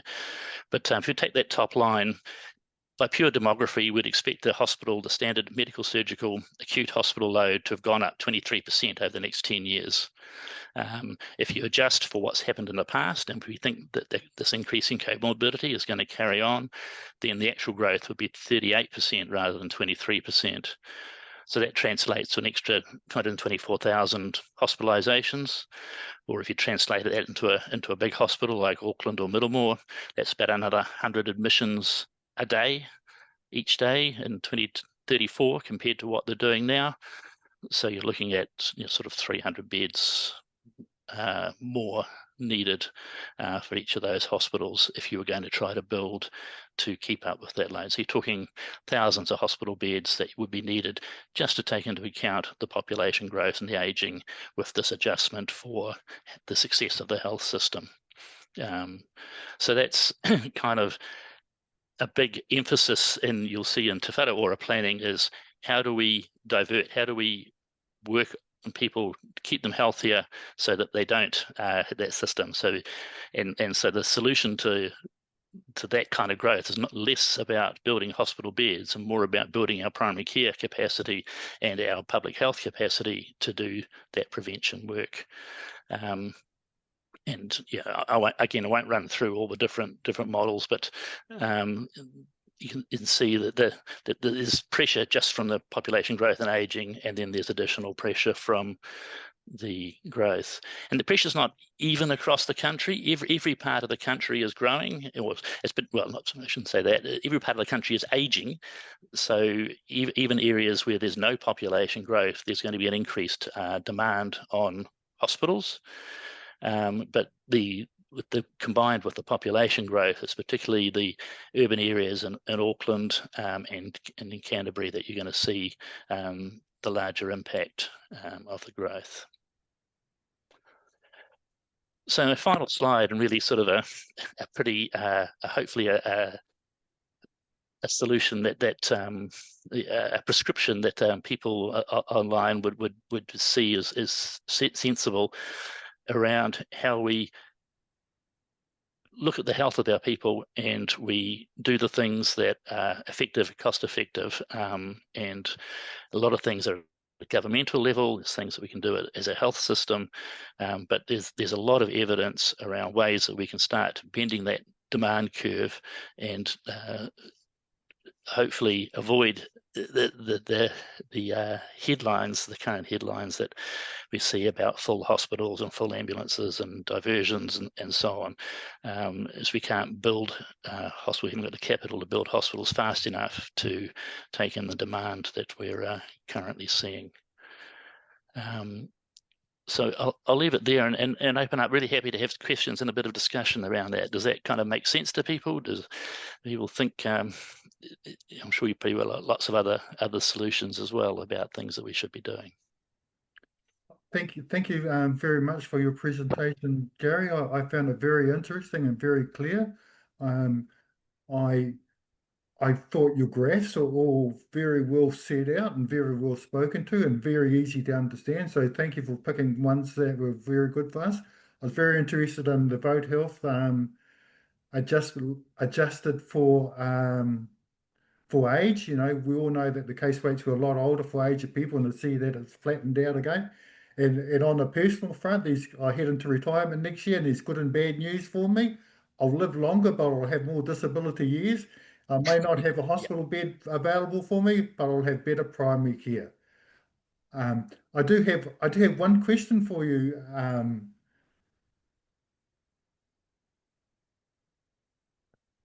Gary. I saw a graph which had middle-age complexity, and you'd circle the middle ages, so like 20 to 30 or something like that.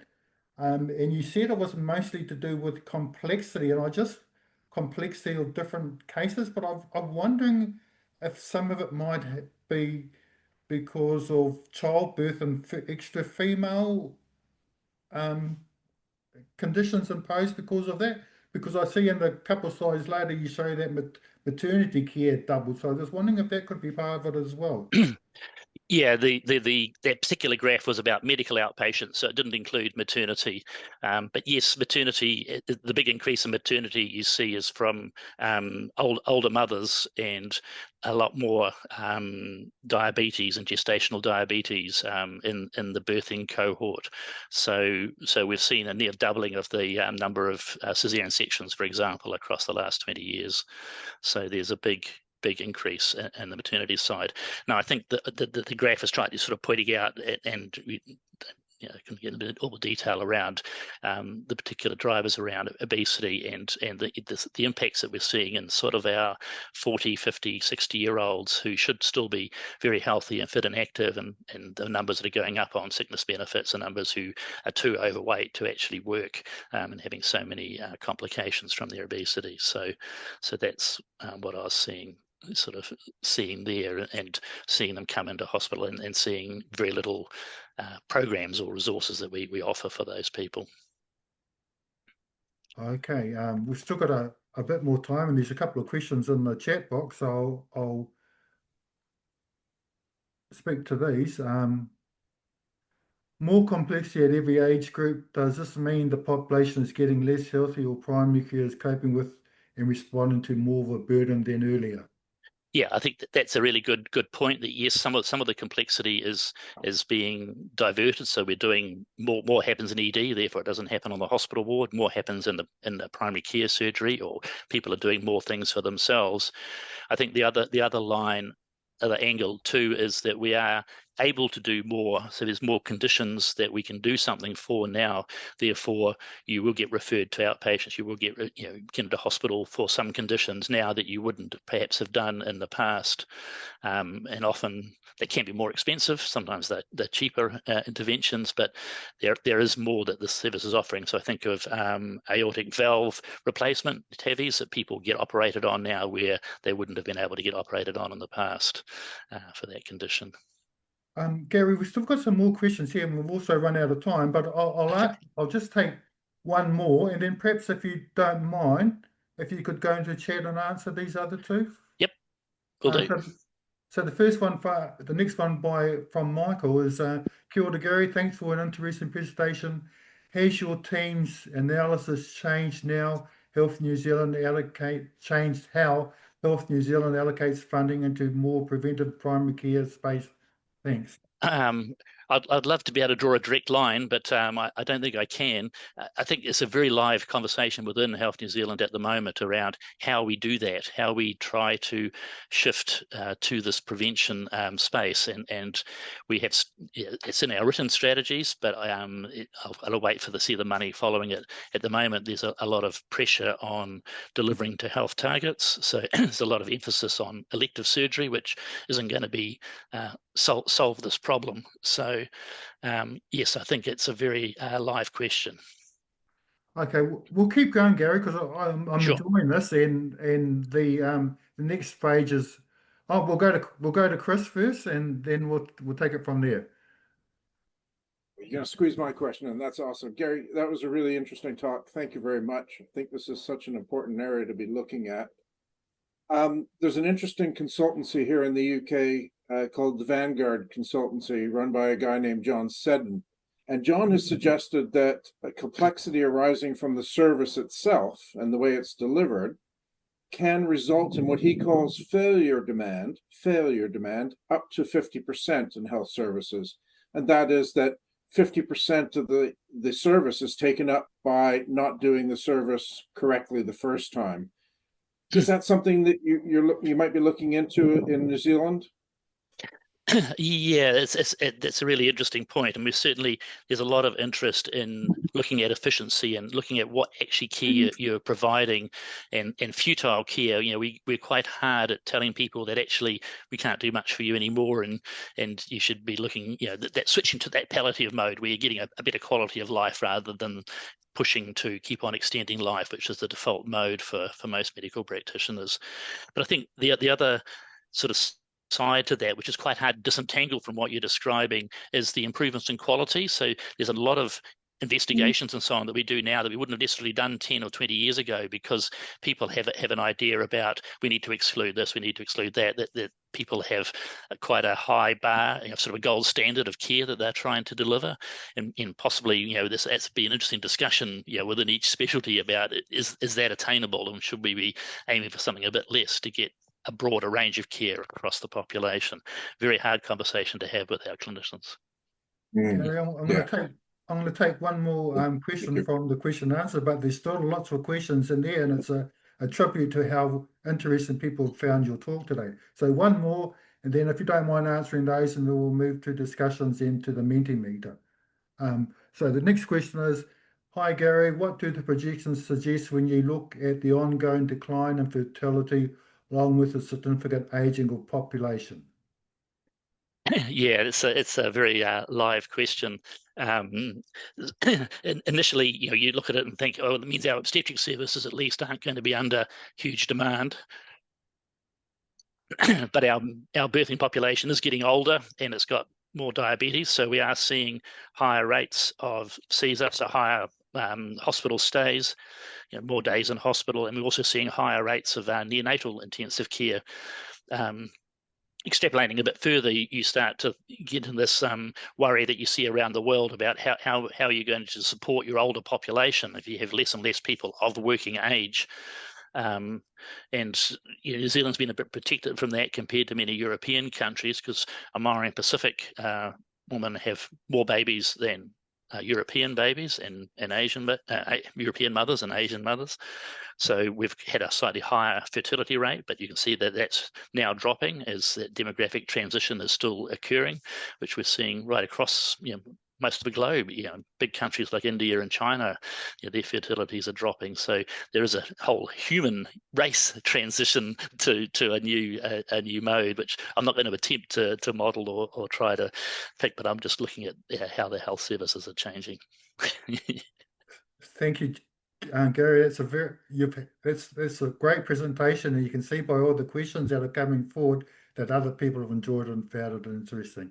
Thank you very much for presenting to us, and thank you very much for the conversation. I see with our next program is discussion in Mentimeter. Do we have the Mentimeter, Patrick?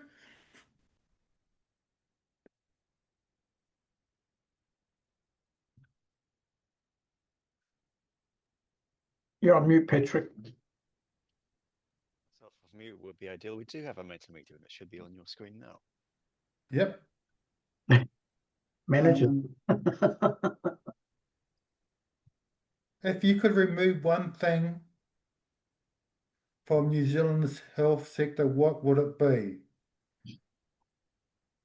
Health targets, right-wing interference, disconnected, it's IT, is it IT systems? I assume they mean IT systems. Bureaucracy, reduce service delivery, social media influencers, profit seekers, bureaucracy again.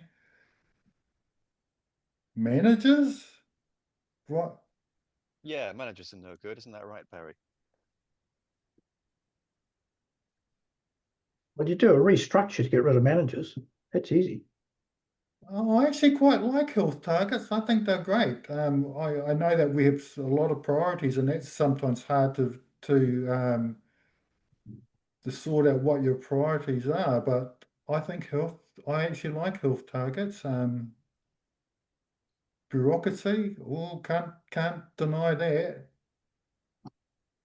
One of the problems with targets, though, Peter, is that it tends to be gaming. And we had a recent illustration in Wellington where one part of Wellington Hospital had to meet a target. So they took over another part of the hospital. And it was this sort of, so parts of, Gary will know more about this than I do, but the problem is that how the targets are set up and how you achieve them to the detriment of some other thing. And I think that's always been a problem with targets.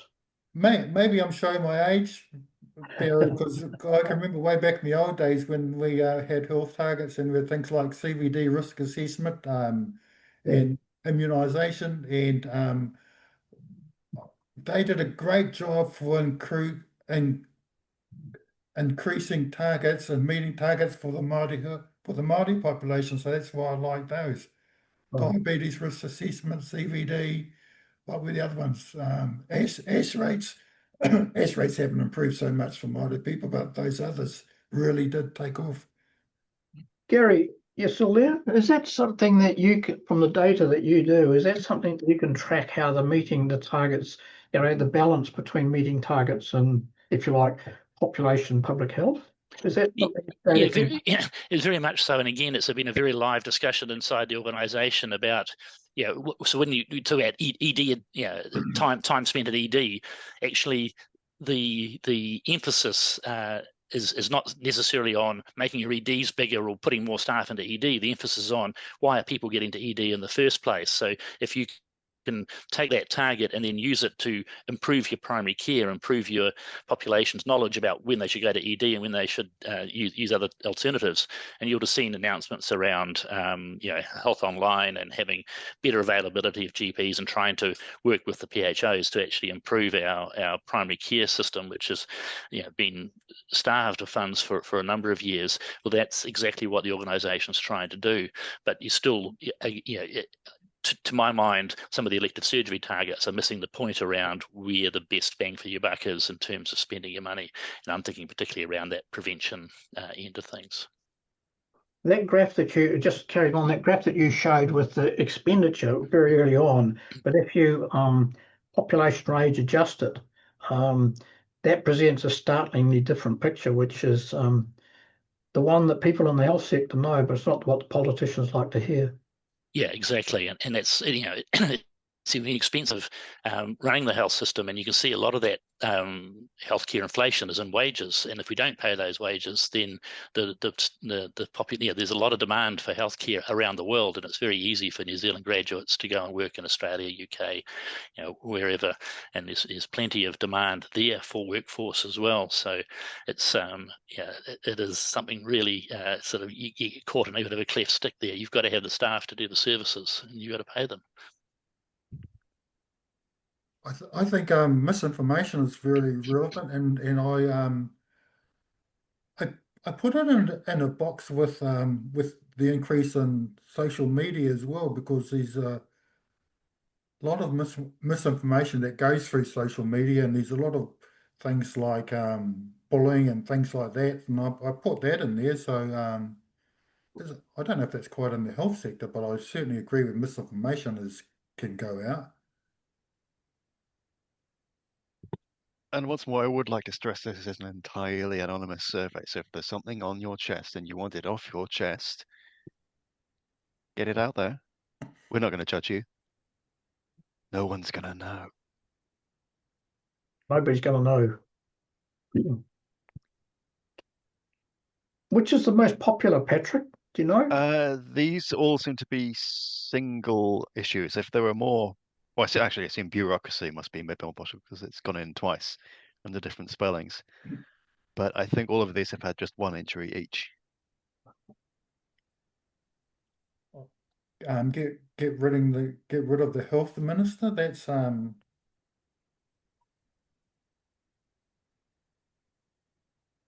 think that's a bit of a stretch. That's interesting. Being a public servant, I can't really say too much about it, but I find it very interesting.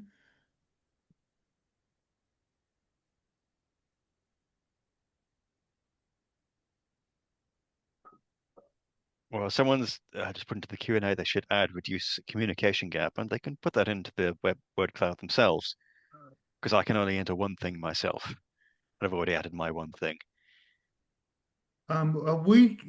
Are we to go to 10? Are we over time? 10? No, you have until 10:50. 10:50. You have got Gary, 7 minutes. Gary, are you still there? Yep. I think we could continue with your questions if that's okay. The questions that we haven't answered in your Q&A. Okay, I've just been doing a little bit of typing. Mental health and addictions, yes, less work's been done on that because it's a bit harder to project and predict. The services have been changing quite a bit, and the data's not, that historical data is not nearly in the same place. In terms of, I've only really looked at it in terms of the hospital demand, and the expectation is that, or the emphasis and the strategy is around the better community care and the prevention side of things. So the idea really is that we're not going to be building hospital beds for the acute beds for for severe mental illness. So that's kind of in a nutshell in terms of the hospital build side of things. That's not expected to be where you're going to put your mental health money. Next question is around life expectancy gap for Māori and Pacific is not narrowed. The main contributors to that gap, well, for Māori, it's about 25% of it's tobacco. So really swings back to why aren't we emphasising tobacco reduction more and prevention? And then there's a whole raft of other things. For Pacific, it's particularly diabetes and obesity-related conditions are the largest bit, with smoking is in there as well. So again, there's some really obvious wins for the health system for New Zealand as a whole. You can really make some big gains and reduce your hospital and health service demand by targeting there's some very straightforward things to target, and equities in our legislation. Equities are, it sits around all our trading. We want to improve things for everybody. So yeah, good question. Great data. Data will be useful and helpful playing an MPS. Oh, thank you. That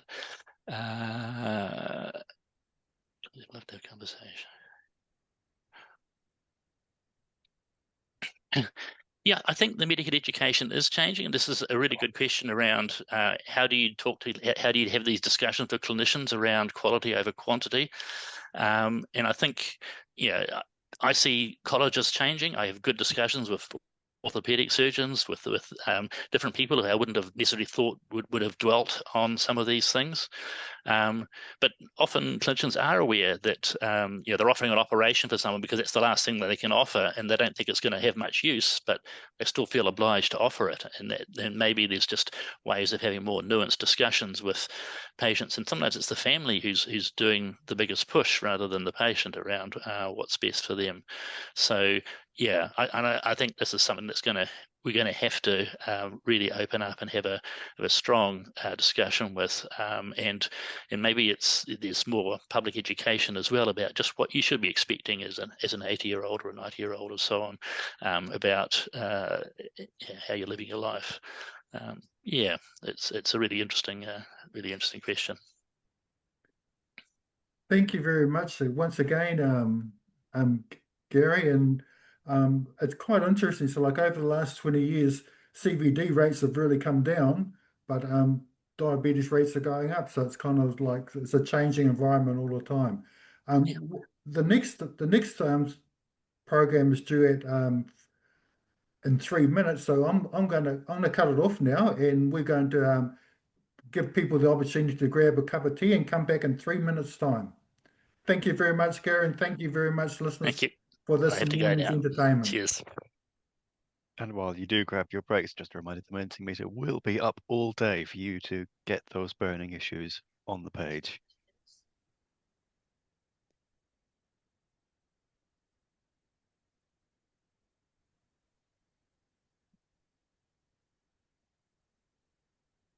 Good night, guys. Good night, Patrick. Thanks for that. That was an awesome session. There's been some really, really good talks this year. I'm sorry to have to go to bed almost. Can people hear us, Patrick? They can hear you. Thanks, Lynn. Okay.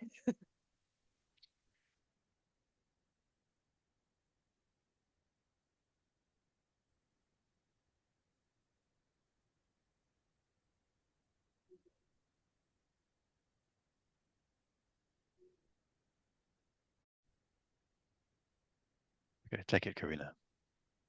All good to go? Set.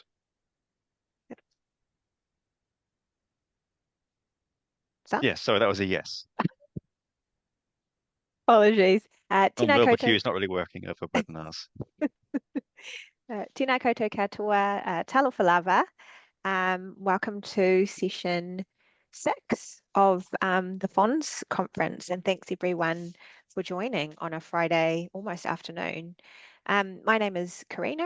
I'm part of the PHONZ steering group, and it's my very great pleasure to introduce the next speaker, Dr. Johnathan Chua, who I have the privilege of working with at the Ministry of Health. Johnathan is a principal advisor, and he has a passion for turning data into action. He brings over a decade of experience in public health across academia, consultancy, and government. And his work blends behavioural science, epidemiology, and real-world insights to shape smarter, more effective health interventions. So, Johnathan, take it away. Thank you, Karina. And very grateful to be here. Thanks for having me. Today, I'll be sharing a bit about some of the research that we did towards the end of COVID to understand how COVID has impacted our society and some of the general insights that we got from it that could apply to more general scenarios that we face in healthcare. So let me begin. The first insight that we got was that the way we rationalize something for the population may be slightly different from the way we rationalize something for ourselves. And we find this especially because people know what they're supposed to do during COVID, but there are lots of reasons why and contexts that they face and circumstances in their lives that they face that lead them to a different decision, and that can change significantly. So that the reason for that is because there is a bit of a gray area between what they know they should be doing and when they should be doing something and when they shouldn't be doing something. So in this particular example, we saw that, well, people really knew when they should stay at home, right? There's a clear, this is you're too sick to go to work or go to school. And there was also, a sniffle wasn't enough to sort of say, well, that's immediately stay at home. So the grayer, the wider the gray area, the more the decision making is placed on the individual to decide when they would take action. Now, there are a few ways in which you can shrink that. One is to either give clear advice, but the way that worked really well during COVID was to have a physical test, right? So when people tested positive, then the decision making is sort of cleared up, and people know, well, I'm positive, so I'm staying home. That's it. So that's one area in which one insight that we got, that we have to be very cognizant of how we present or make recommendations to the public, because there can be all these gray areas that people have to navigate through themselves. Now, the second insight is that we tend to rationalize decisions differently for ourselves versus for other people. And well, the easiest example to give is with parents and their kids, right? So in our study, we found that, well, parents would be more inclined to go to work and find ways to go to work, whereas for their kids, they're, the moment that they are, unhappy or unwell, they would, rather keep them at home. And there are many reasons, and I've listed a few of them on the slide, whereby the process of making that decision and the conditions or the factors that factor into the decision making, whether for parents versus for themselves, is there are similarities, but there are also significant differences as well, and they make quite a significant different choice. Now, in this example, we use vaccination as an example. In the top bar chart, with somewhat of a pie graph, you can see that when we ask people about vaccinating their hypothetical child, a lot of people would say extremely likely to vaccinate their child. But the moment we ask them, would you do it for yourself? And then give them even two scenarios in which one is a high transmission, low mortality, or low transmission, high mortality, then that significantly drops a bit from the extremely likely scenario. And this is just intention. Intention is only, people intending to do something, but would they actually even do it, that drops even further. So, this intention difference already marks a significant change in how parents view their actions versus things they would decide for their children.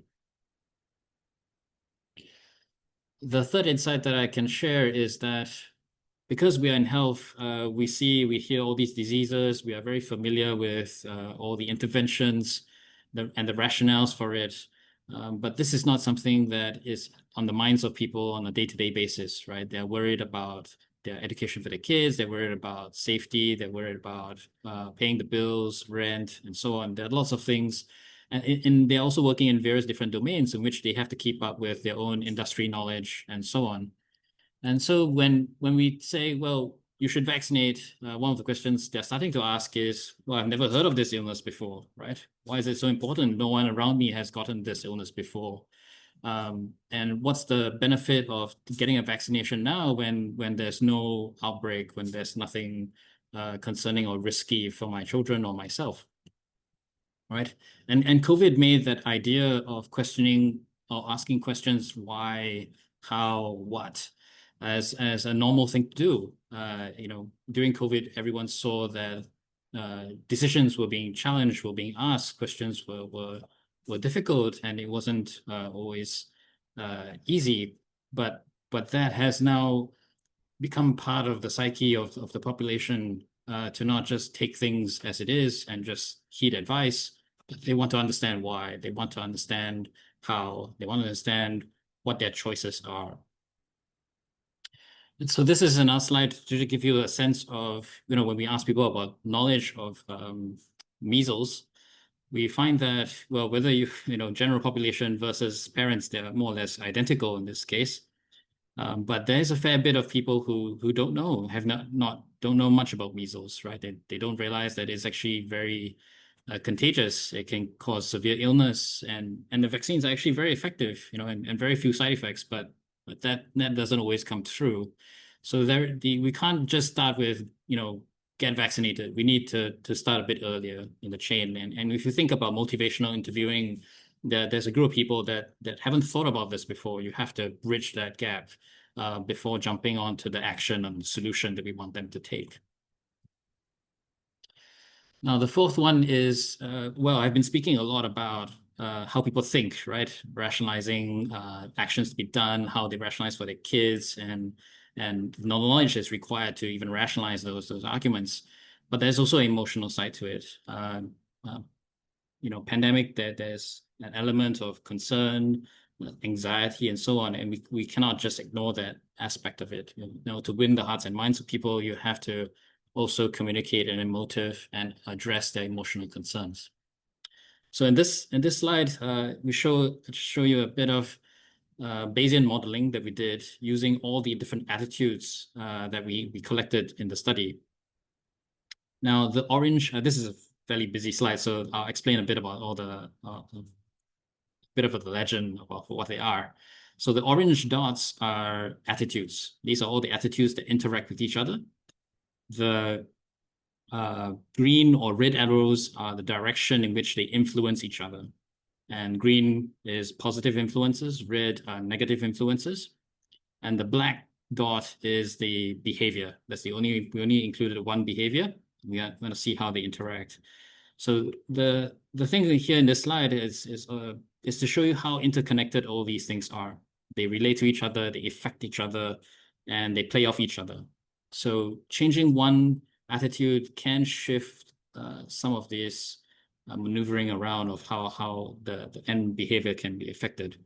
But I just want to highlight two of them, and to show you that the only two attitudes that directly affect behavior both have some form of emotional, particularly negative emotions related to them, right? One is about, hearing communication over and over again that it becomes a bit too much for people.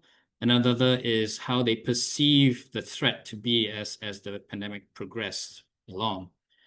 And we saw that during the pandemic as well, that compliance started really high, but over time that decreased and dropped as well. So we have to consider how we communicate when we give pauses, give people time to breathe and reach a level of normality, but also when to come back and circle back to important issues that are important. And we can over communicate. Is another key lesson from this. Now, just to bring home the idea of the emotional side of things, there were lots of, during the in-depth interviews, we found that people had a lot of different kinds of concerns, and a lot of them sounded very rational, right? Like, how does that affect my immunity? And the concern around syntheticness of the vaccine or wanting natural immunity instead. And it's not that people want a full explanation of how immunology works in the body, and what's natural immunology versus a synthetic thing. They want the assurance. It sounds scary. It creates this level of anxiety in people to feel that this is not the way things should be, and putting something that they don't understand into their bodies, right? So a lot of what we found is that you have to ease people into the thing and not start with the logic and the reasons, but to address their emotional concerns first. Right. The fifth one is about repetition and how people use repetition and follow authoritative advice, and that was quite different to what I had hypothesized at the beginning. So what we found is that people did really trust a lot of the information that the ministry was putting out. In fact, it was usually the first place that people look, and it is usually complemented by information that comes from their iwi, their community leaders, church, even doctors, their own doctors, friends, nurses, anyone in healthcare really. They felt actually it was quite important that the official information provided a consistent way in which they understood how the pandemic was progressing. Right, so that was actually quite key. However, there's usually a sense-making process, right? Because a lot of people feel that this official information comes from a point of, well, this is what the nation is occurring. How does this affect New Zealand as a whole? But they wanted to understand, well, what does it mean for me in my rural town or in my area in Auckland or wherever you might be? So that is always sort of contextualized, or they want a different lens to understand what their local and what they should be doing for themselves, and that they find information through social media, whether it's through various different groups that provide interpretation in their area, or it is from the community that they face, where they are, right? So this repetition is really key. If you imagine that one source tells you to do one thing and another source tells you to do another, then that creates confusion, and that creates it puts the choice back into the individual to now have to figure out for themselves, who do I trust, who do I follow, right? Instead of think of a parent, right? Like when a child goes to the father and he says one thing, and it goes to the mother, she says another, then the child, gets to pick, right? They choose whatever they want. And it's sort of a similar thing that's happening here, in which it's really, really important for us to have communication that aligns and gives people explanations for why the advice is different, if it has to be. Now, the next insight is possibly the last one, I think, is on the importance of autonomy in decision making that we saw. Now, when the pandemic occurred and we, there was a need for people to get vaccinated in order to achieve herd immunity and allow more normal lives to resume, that definitely created a lot of anxiety and created a lot of reactance as well, which is people feel defensive and challenge the sentiment quite strongly, right? And this shifted this created a sense of people moving from, people who might be on the fence to shift to either side, and created a bit more of a divide among people. And and so what we found in the research is that it was important to give people a sense of choice and autonomy. And it wasn't necessarily that the choice had to be about whether to take the vaccine or not to take the vaccine. It could be about when they get the vaccine. We found that Māori and Pacific wanted to get vaccines together as a family, right? So having a rule that said, well, only if you're 50 and above, then you can get a vaccine, that created a discordance within the family itself. So sometimes having the choice that people want is not necessarily the choice to have a vaccine or not to have a vaccine, but maybe is to have a different kind of vaccine, or to be able to choose when to get the vaccine, or who gives them the vaccine. So, giving people different choices allows them to feel a lot more in control, allows them to understand and feel that they are making an active choice rather than it being a forced decision upon them. So that's one of the key learnings for us here at the ministry. And this is just to pull the message home, in that when we look at people who didn't want to get vaccinated, right, were somewhat not likely, didn't really want to get vaccinated, though the strongest thing that would make them consider or change their view is being able to choose which vaccine to take. Just so having that just additional layer of autonomy, bump it up almost 50%.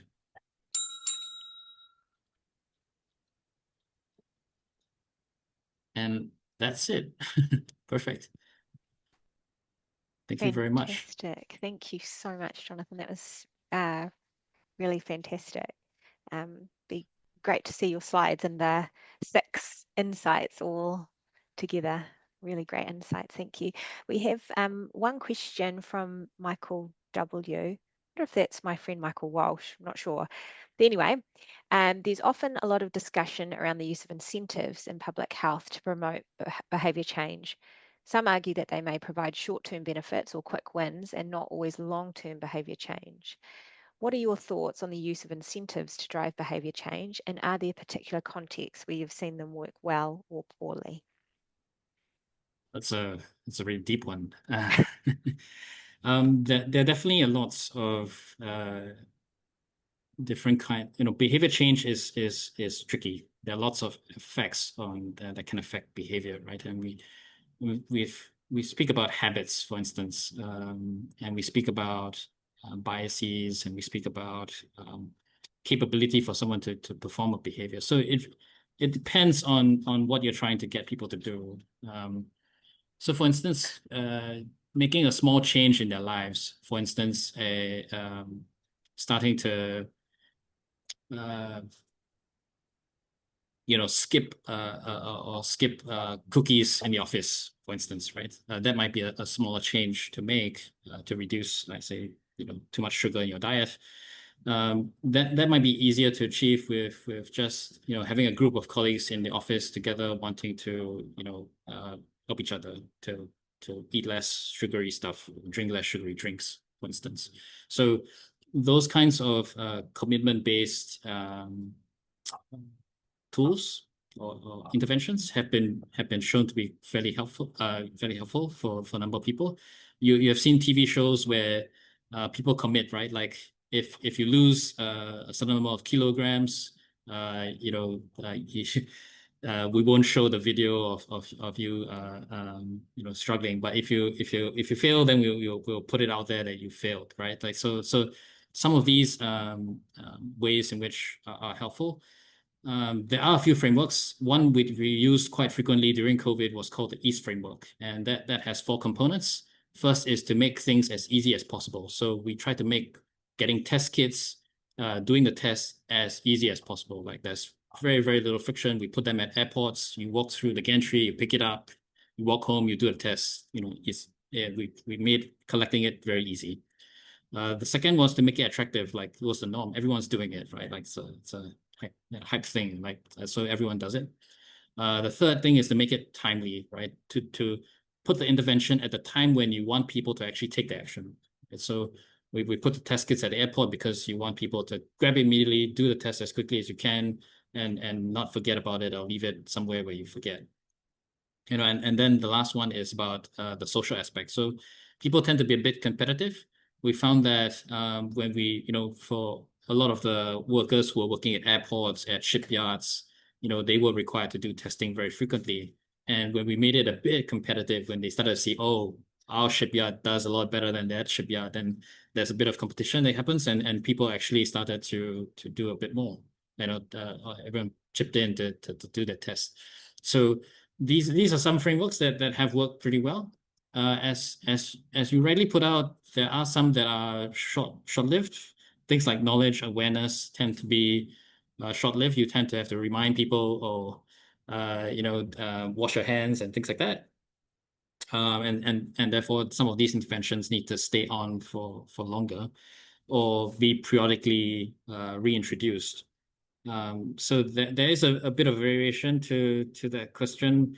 There are some long-term things that over time have become part of the habit of society or social norm, as I might put it, where it becomes normal you know, nowadays, if you sneeze, a lot of people would use their elbow and cover up, right? So that has become a bit more common. And we see that in other countries as well, like in Hong Kong, for instance, after the first SARS, it became a norm to wear a face mask out in public. And people won't ask you a question why you're wearing a face mask, right? It's not like they're worried. They just know that you're unwell and you know you want to protect everyone. So people don't judge you for doing that. And so some of that can be incorporated into the psyche and the daily habits of people around the world, and that can also occur for cycling or things like that can change, and it can change quite in a quite permanent way. That's awesome. Thank you so much, Johnathan. That was a great talk. So, yeah, thanks so much. Thank you. Thank you.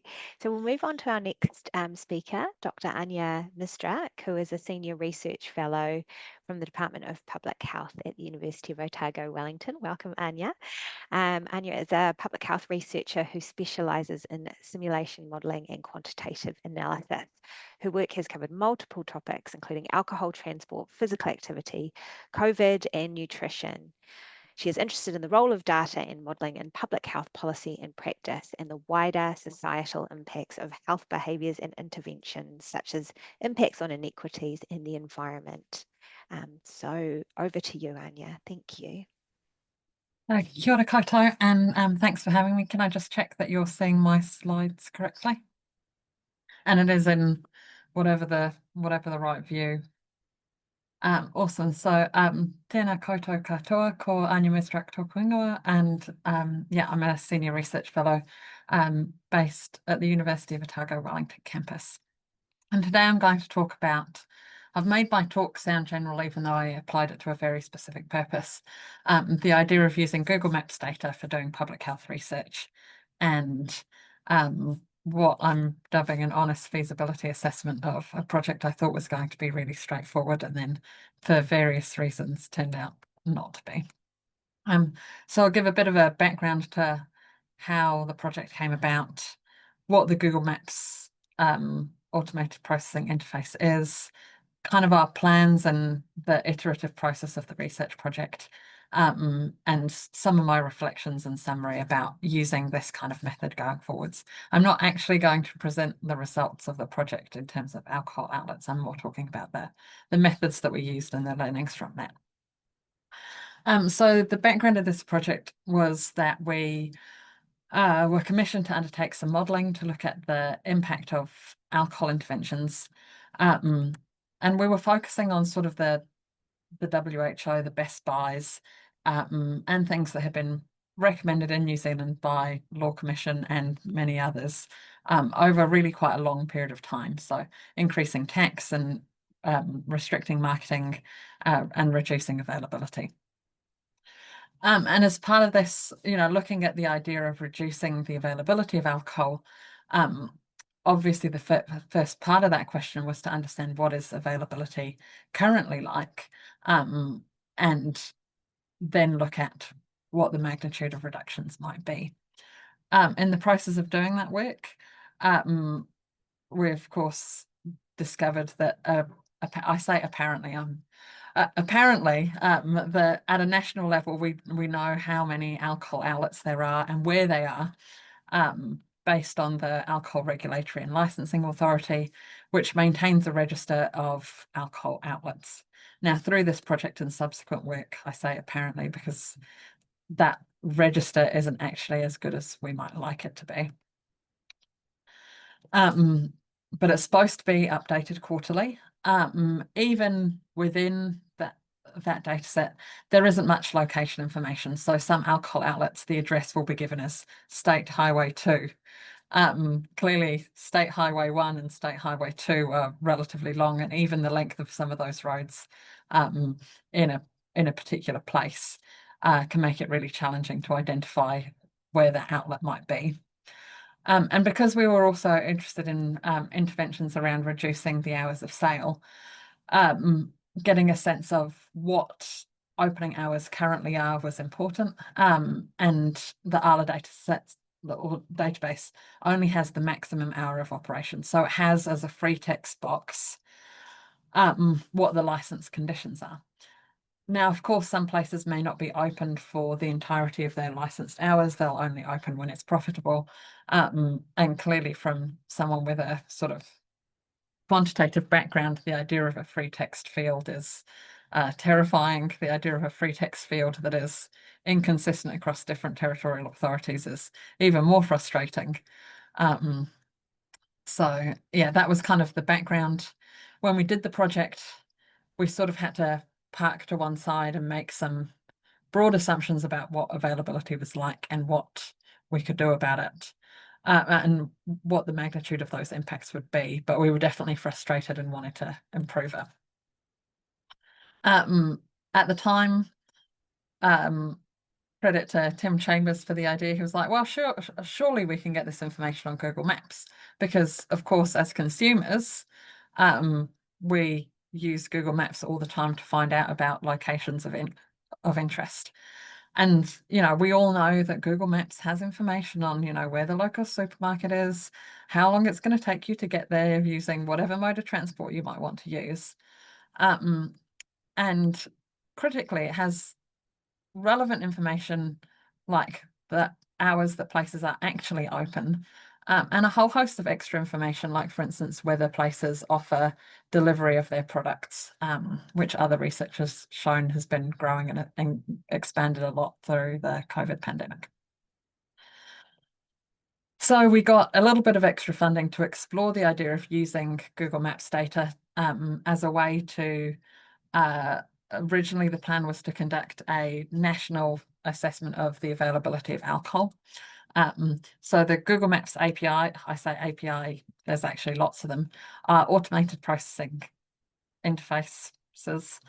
It's basically a code-based way to perform a lot of searches. So it's the equivalent of manually typing in a Google search or, you know, Google Maps query, and then it returning a sort of standardized database. It requires you to have a Google account, and it's relatively low cost, you know, because the idea is that it's designed for commercial purposes. It's designed for people to create apps that are constantly going to be accessing the information. So each request, you know, each outlet that you want the opening hours for is really, really cheap. But of course, it's designed because the volume of those transactions is what's making Google money. The fact that it's designed for commercial purposes, I think, is also important when we're thinking about the public health implications. There's some advantages in terms of it's advantageous for alcohol outlets to have the information up to date because it's how they're getting customers. But I think that there's definitely a bit of a tension of using information that's designed in a way to get people to purchase more alcohol as a public health researcher or a public health practitioner when your motivations are the opposite. I think there's a bit of tension there and something that we should be aware of. There's plenty of different APIs, so you can use Google Maps, and people have in New Zealand to do lots of different things. So you can just get it to do geocoding. You can look at transport and journey times and things like that. And I think people have used that for sort of distance to healthcare. I'm looking specifically at 3 different bits, which is the idea of searching for places, extracting information about those places, and also getting information about the location. And it works in a kind of weird way. So this text search, which has now been it's called something slightly different now, but basically you can get the unique identifiers for no cost. So you can do a search for, say, beer in a given geographic area, and what you will get is up to 20 results, and those results are like some unique identifier that doesn't really tell you much, but you're allowed to store that information. Unless you set a location, those results will be given to you based on your IP address. The next step of that is then once you have that unique ID, you can choose what information from that place ID. So there will be a unique ID for, say, Liquorland Wellington Central. You then choose which information you want, whether you want opening hours, things like the reviews, the geolocation, and that information costs, and the cost sort of varies depending on which variable you're asking for. I will note that there are limited, like, it's a legal grey area about storing that information, and which is also relevant for using it for public health research. This is obviously designed, Google doesn't want people to just store their information, be able to do what they want with it and make money out of it. The legal contract, etc., that you click on makes that quite clear. And yeah, it seems that the idea of using that information for research purposes is a grey area. So that's also something to be aware of. It's definitely doable, but we wanted to, for instance, make a front-facing app so that people could see local alcohol availability, and using the Google Maps information to do that would either mean that we were incurring costs over time, or that we were in breach of Google's terms and conditions. What information can you get? Plenty of different place details, from the simple stuff like the name, the address. There's a whole load of types, so whether it's a supermarket, a convenience store, those types are quite Americanized. They're not necessarily categories that we might recognize in the New Zealand context. And information on features like the accessibility, the delivery, that sort of information is a bit more variable for different locations. So plan A, we naively started out thinking that the ALA register was an accurate list of, or an accurate enough list of what the alcohol outlets were, and that all we wanted to do was add opening hours in a computer readable format. We thought, great, we'll just search for every outlet in Google Maps. We'll get the opening hours, we'll do our exposure analysis, and we'll be able to extend that to other harmful commodities within the very limited funds of this pilot study. What happened? It was really straightforward. So what was good was that it was relatively straightforward for someone with, I mean, I know but I'd never used Google Maps APIs. It was relatively straightforward to be able to do the code, to write the code, to do those searches and extract that information.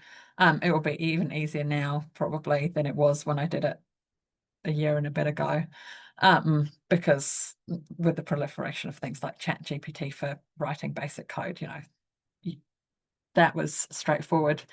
We had an excellent summer student to help do some validation. The problem that we ran into quite quickly was that using the name of the place as the search often gave us multiple results. And as part of our engagement, we also discovered how poor the ALA dataset was, and that's some ongoing work, but we were alerted to there being large mismatches between the number of outlets reported for particular councils and what was in the ALA database by NGOs in the space, including Communities Against Alcohol Harm. So we thought, okay, well, let's just try and search for places using Google Maps. So first we needed to split the entire country into grids. And because of this API limitation where the maximum number of results you can get is 20, we had to guess at what grid size, and we iterated what grid size we would need so that in no grid did we have more than 20 alcohol outlets. Try a few key terms and see what we got. So again, doing that sort of coding is relatively straightforward to code. We started getting results on the opening hours. It was the way that Google presents that information is a bit weird, but it's manageable. Unfortunately, when you split the entire country into kilometre by kilometre size grids, the searching becomes incredibly slow. And you also start to get these weird discrepancies where clearly the search results that are being returned are not necessarily places that are licensed to sell alcohol. So again, you know, when I was testing this out on a local level, some of the places that it was bringing up when you searched for something like an off license was, you know, it would bring up a halal butcher that, like a local halal butcher that I knew did not sell alcohol. And so again, we can't just trust the Google information that it delivers in terms of what Google thinks might sell alcohol from their search terms. Okay, so we thought, never mind, plan C, we'll just go down to Wellington City Council. That's a manageable number of outlets. I was becoming more and more pregnant by the day as this research was progressing, so we had a bit of a deadline, a hard deadline. And we thought, well, we'll geocode the existing the data set from Wellington City Council, which was kindly provided to us by one of the medical officers of health. We'll geocode that data set. We can then search very specifically for those outlets, and we can figure out how many of the outlets in Wellington actually have a Google identifier. And then we can start thinking about how you could optimize your search to find all of those places with Google searches. So that we were successful in doing the first part before I went off on parental leave. So we found all of those outlets, and we did find that the majority, I think 98% of licensed premises in the Wellington City Council area had a Google identifier.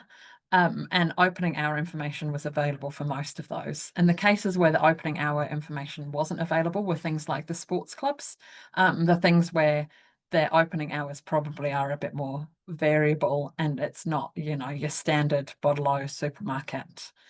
Even the restaurants and things had really good opening hour information. So that's sort of where we got to. What went well? It was pretty low cost to do all this. I think I managed to do it all without actually giving Google any money, despite having budgeted $1,000 for data. Again, because you have a certain number of searches that you can do in a certain amount of time. And so by being smart about testing things on a small area before you roll it out, you can actually not incur any costs for that sort of feasibility. We confirmed that it was feasible. It was a really good opportunity for relationship building, and the stakeholder engagement with various people who knew a lot about alcohol availability in their local area was really, really valuable, and really valuable for seeing both what the issues are, but what also the potential would be if you did have a much better database. And again, it was good to develop skills, and it was good to see how straightforward this would be in terms of working for student projects and stuff going forwards. I'd of course like to extend this and look at, first complete the alcohol side of things, but also think about what the other applications are where we could use this information. What are the other APIs that could give us insights where we don't have data, especially being a relatively small country where we might not have other ways to collect that data. I'd really like to do work, and I'm hoping to do work to understand the balance at a community level of what's valuable from things like scraping Google Maps versus where is the community input useful, because I think this is combining those two approaches could sort of increase certain efficiencies. And like I alluded to with sort of the idea of Google Maps being commercial, and it's, multinational company, there are sort of ethical and data sovereignty implications, including Māori data sovereignty implications of using Google Maps data and how we might do so responsibly in the New Zealand context. My top tips for anybody wanting to use Google Maps APIs is that before we can apply it, you actually need to know a lot about the area to start off with. So things like knowing how good your register of licenses is. I think it's very easy to get the information out of Google. And I think a real risk is getting that information, not actually knowing how good it might be. You need to be aware of the quirks, like the fact that the maximum number of results you could get is 20. That with smart searching, you can save time and money. So one of the things that I would do if I was doing this again was, instead of splitting the entire country into grids, come up with a set of grids that was more plausible, for instance, so you weren't searching the kilometre grids that mapped onto the top of Mount Cook. And of course that validation is required. So yeah, there's lots of potential. There's lots of challenges, and there's further validation required. And I'd just like to thank the rest of the team, particularly Tim Chambers and Ed Randall. The funding for this project was, the funding to do the modelling work was from Te Whatu Ora, or what was then Te Herenga Hauora, and with subsequent funding from the University of Otago. And like I mentioned before, I'd really like to thank the various stakeholders and advisors that contributed to making it possible. Thank you. Great talk. Thanks so much, Anja.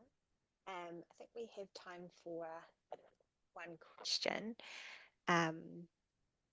And if no one else has a question, I actually have a question, because I can see this is quite an innovative approach that, I mean, you've used it on alcohol outlets, but it could be used for other things, such as, you know, looking at other commercial determinants like vaping outlets. But also, do you think it could be used for like the availability of like primary care services? Because we often hear about like the inverse care law, where, you know, communities that are most in need often have the lowest access to care. Do you think that would be feasible? I think it would be. It's not, because it's not been my direct background. Like, I don't know, for instance, I think in situations where you have a good list of where the providers currently are, then it would be interesting to see this approach. Like, if you had a good list of what all the GP surgeries were, then getting their opening hours would be quite straightforward. It's that initial, I think it's that initial step, and how much value you can add with Google Maps relative to what you might already know. So one area that I think it would be interesting to explore is, because it has a lot of information on travel times by different modes. A lot of the time, based on my limited knowledge, when people are doing studies looking at what the travel time or travel distance might be to healthcare providers, that's based on the road network, and obviously assumes that people have access to a car and driving. And I don't know if people have done, or I think it would be possible and would be interesting to look at that if you restricted it to public transport, and how your availability and accessibility might look different if you just assume that only public transport's available. Again, I don't know. I know that in Wellington, Google Maps has relatively good coverage of the bus network and how often buses are coming and things like that. But I think there's definitely scope there. And I've also heard people mentioning it in terms of integrating it for things like setting appointment times. So obviously, if you give somebody a really early appointment, but they're in, you know, a long way away, then that might increase the difficulty for them to get there at a reasonable time, compared to if their appointment was later and they were able to get there by public transport. So definitely really interesting application. Because I haven't done so much on healthcare availability, I don't know whether other people potentially have already done that kind of work. Very interesting. Thank you so much. Barry, is this question quick? Because I Yes, am it is. trying to be Very. a good chair. Go for it. Wow, doing a great job. Some years ago, we did a study looking at distance to travel and time to travel. And they were two totally different things. Clearly, in a rural area, time to travel and distance to travel is similar, but in a place like Auckland, not. So, yeah, that was quick. Yeah, and very quick. I think that you can also, some of that stuff you can also factor in the traffic. So it would give you, you know, like you could work out the travel time at a specific time rather than just the average travel time. Great, thank you. We've got a couple of questions in the Q&A. Are you able to type those answers for us? Thank you so much, Anja. Like, really fantastic presentation. Thank you. And we will move along now to the next presentation, which is our friend Peter Himona, who is a senior analyst at the Māori Health Insights and Monitoring team at the Ministry of Health. So Peter has, for the last 21 years, he's specialised in monitoring and profiling of Māori inequalities across all sectors, and the last 16 years has been focused on health. Take it away, Peter. Thank you, Karina. I can't see the share screen button. It'll Green be on in the the same bottom. ribbon where all your controls are. The button you click to unmute yourself, find that and look right. It's a green square. No, can't see it. Which view am I supposed to be in? Speaker, How did you unmute yourself, Peter? sorry? How did you unmute yourself? Was it on like the bottom? Yeah. So, yeah. So unmute yourself and then like slide your cursor along until you see a green box that says share. Oh, yeah, rightio. Sorry. Perfect.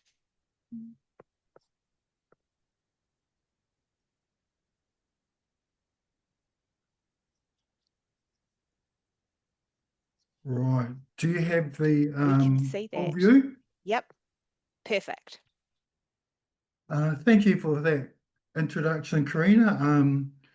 Ko rangi tū mau te maunga, ko ruamahanga te awa, ko te ore ore te marae, he uri au o Ngāti Kahungunu Rangitāne me ngai tahu ki Wairarapa. Tēnā koutou katoa. Greetings, everybody. I'm here to talk to you about Māori data governance and sovereignty in the health sector. These are the things that we're going to have a look at today.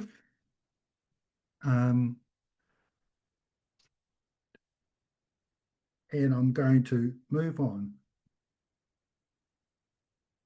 Okay. Now I can't get it to change screen. Right. First of all, a look at Māori data sovereignty. According to GIDA, the Global Indigenous Data Alliance, data sovereignty should be fair and care. And I'm not going to read these out. I'm going to let you guys have a look at these today.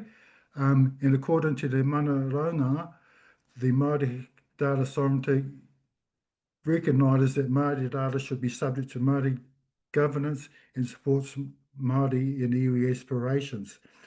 One thing that's common to both these organisations is that they both assert Indigenous people's rights and interests in data.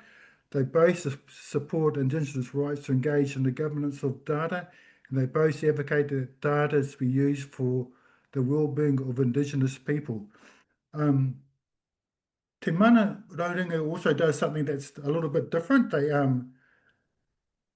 advocate that the Crown has responsibilities to support Māori data infrastructure and workforce, and by data infrastructure I mean hardware, software and processes that enable the organisations to manage, store and analyse data.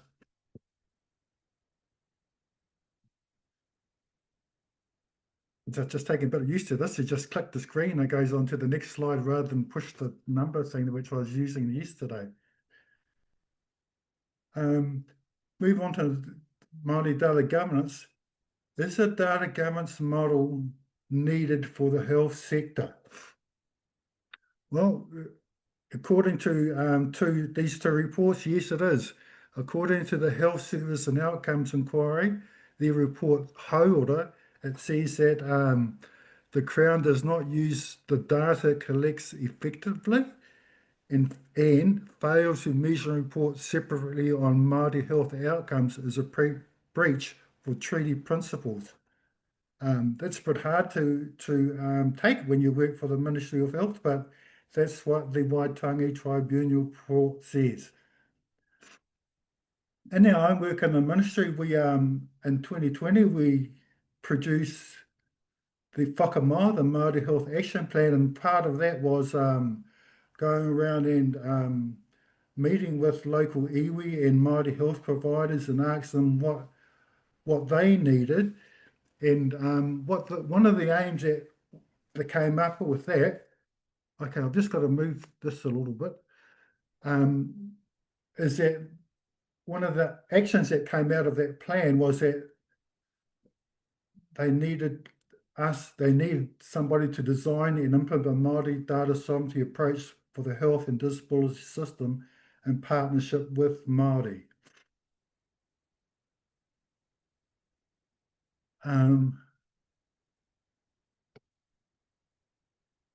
So we've just seen that there is a need for a Māori data governance model, and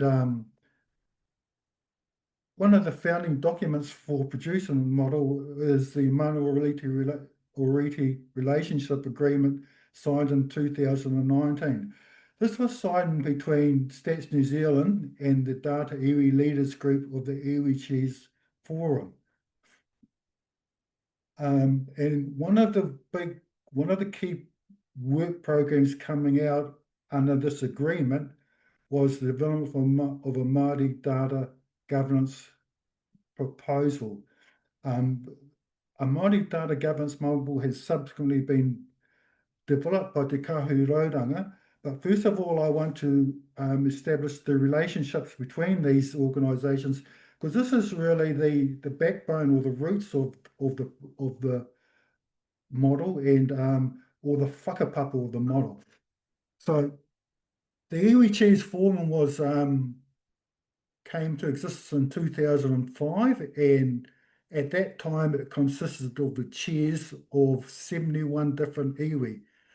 The Iwi Leaders Group, the Data Iwi Leaders Group, is a subsidiary or PHO of that forum, and Te Kahurauranga are the operating arm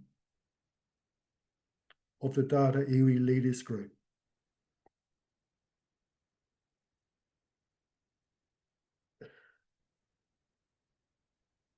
In 2000,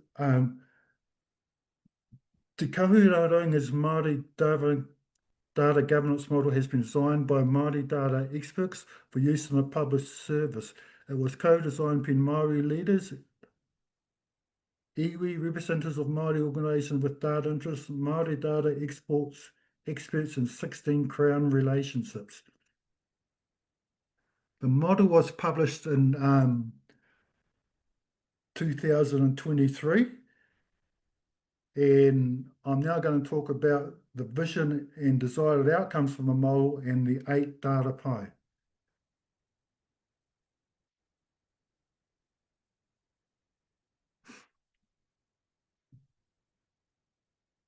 Here are the visions and desirable outcomes of the model.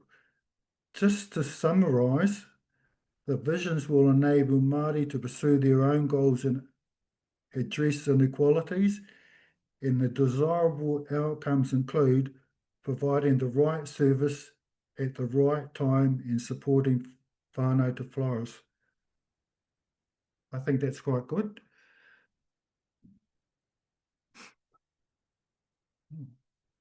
I think I'm racing along and before time.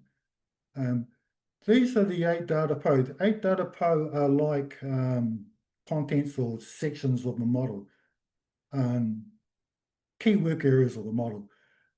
All these 8 PHO, all their names will look familiar to people that deal with data capabilities, data collection, data use and resolution, data sharing, data clarification. Those are all kind of general things that most of us will have some familiarity with.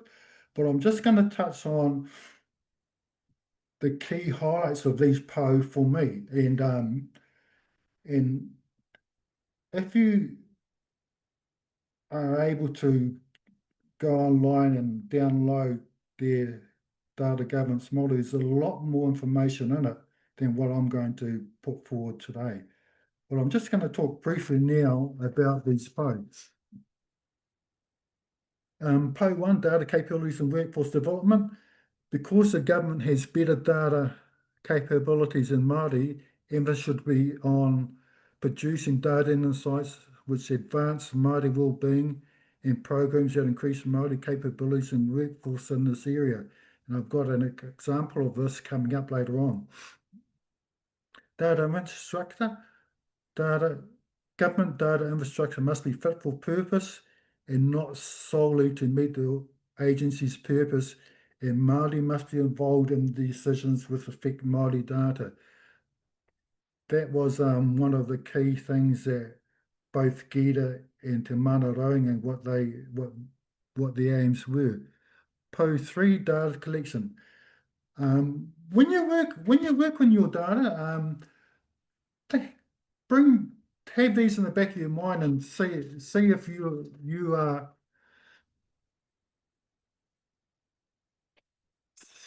see if you've thought about these things as you go along. Data collection. Think about Māori needs when collected. Widen your view on what should be collected. So maybe you can include some additional variables which would be very helpful for Māori. Data protection is confidential and sensitive data safe. We're lucky in the government department because we have our own confidential things which cover that. Data sharing, access and repatriation. Remove any barriers to sharing data, and will sharing benefit all? Is it about easy to understand, and is the data held in the right place?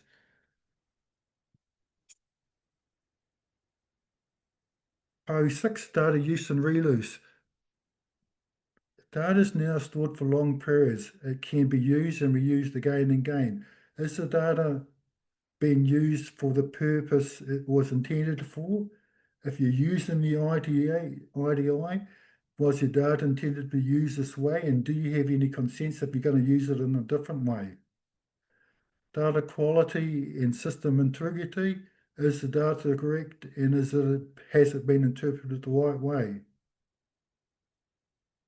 Data classification. Should the data be classified as Māori data?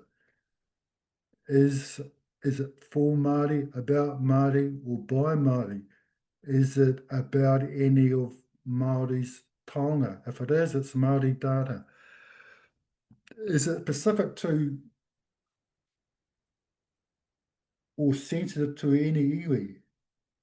These are some of the things that we could consider when we're working with data.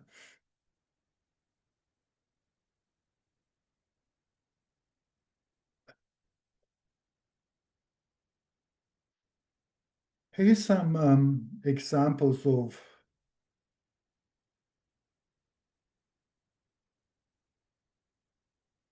Māori data governance in the public sector. First of all, Tātai. Tātai is a project led by Manatu Hora, the Minister of Health, and Te Whatuora Health New Zealand. It collects iwi descent and affiliation data. Te Whatuora has some data sharing programs during the COVID pandemic. It shared data and it also shared data at a low level to iwi and Māori organisations.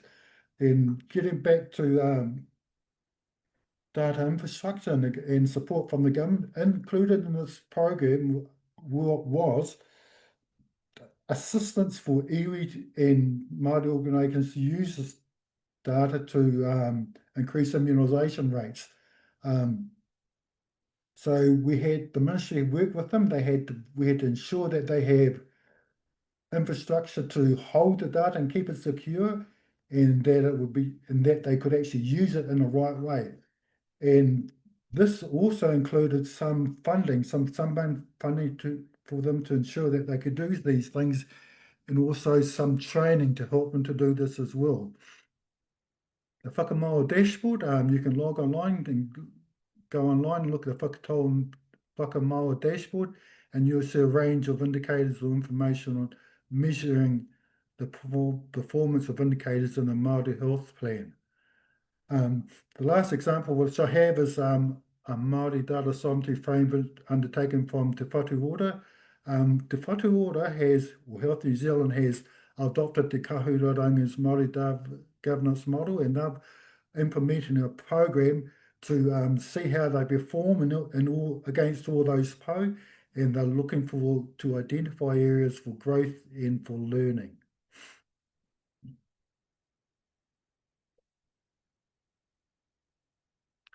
Just a bit more about Tātai. Tātai is it's currently run by the Ministry in Health New Zealand, and we've taken up this project at the request of the Data Iwi Leaders Group. And it's our goal to get this up and running, and our intent is to to use this data, to use iwi affiliation data to improve Māori health and well-being through more informed and better decision making. So if you have Māori descent, please log in, tātai.māori.ko, log in, register your name and register your affiliations. So far we have about 19,000 individual people that have gone online and registered, and we have just over 40,000 individual data affiliations. Everybody will, they may not be, but a lot of people will aware that the government's proposing to move away full census, and if that's the case, well, Tātai could become a very important tool to collect iwi affiliation data. So again, if you're Māori, go to tātai.māori.ko, log in and register your affiliations. I'm racing along today, I don't know what's going on, but anyway. How much time have I got left? I think you have a minute left, Peter. A minute? Is that right? 11:54? Oh, We're running slightly behind time, but he's actually got 5 minutes. Oh, 5 minutes. There you go. Apologies. Well, I'm not going to take 5 minutes, I don't think. My experience of working in the health sector and Māori data governance, well, I started in the ministry 16 years ago, and I've seen many positive changes. When I first started, one of my key jobs was to give more emphasis on Māori health plans. And during that, I came to see that the ministry did not always collect the ethnicity data in all its collections, and sometimes it collected ethnicity data, but it didn't report on it. I've seen that change over time. I've seen more collection by ethnicity, and I've seen more reporting by ethnicity. And one of the favourite indicators that I like to look at is the New Zealand Health Survey, and especially their indicators on unmet need. I think the New Zealand Health Survey does a great job of showing Māori and non-Māori data, and other ethnicities as well. And they've always done that, so I take my hat off to them. One of the challenges faced with a big organisation is that you may not be the only body responsible for this progress. For like people in hospitals may load data into their system, which goes to the ministry system, to Health New Zealand, then another group will analyse it. So you're not in control of what's collected, so you can't control, you can analyse the data, but you can't control a lot of the things. And you may not have ethnicity data, or there may be small areas that restrict you from showing what you want to show.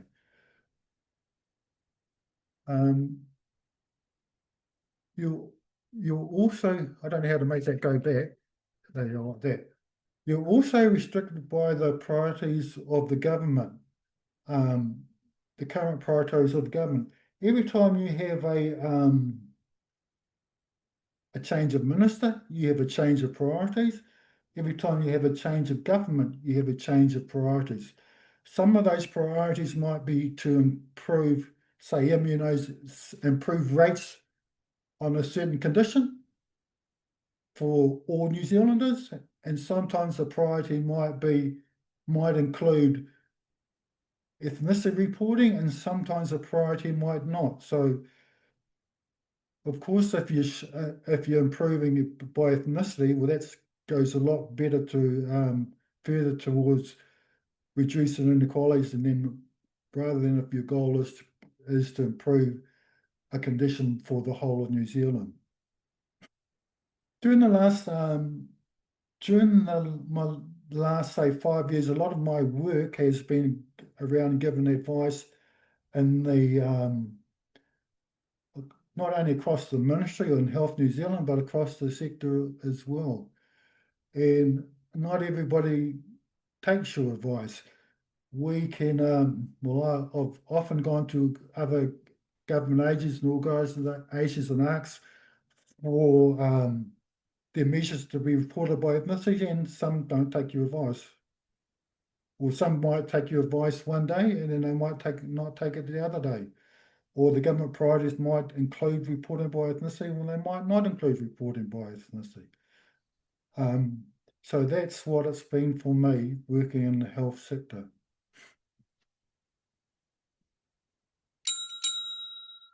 I've just about come to the end of my presentation. My last slide is here.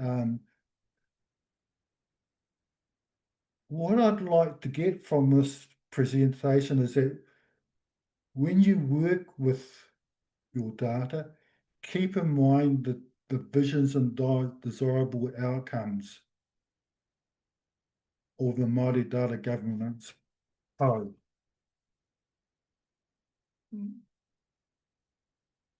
Is the data shown by Māori, is it going to help? Is it given to the right people? Keep in mind the data PHO, all those different polls, data infrastructure, data collection, all those, just keep in mind those PHOs and think about it as you work with your data.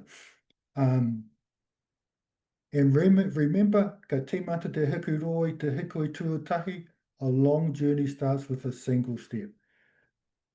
If you want to, I don't know what happened there. If you want to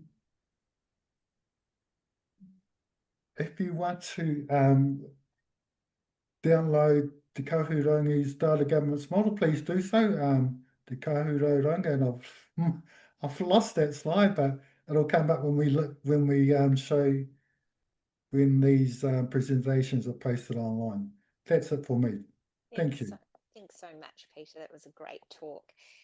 There is one question in the Q&A box from Michael around asking for advice around navigating Māori data sovereignty principles and ethics applications. I was wondering if you'd be able to type that answer for everyone. Are you able to see that, Peter?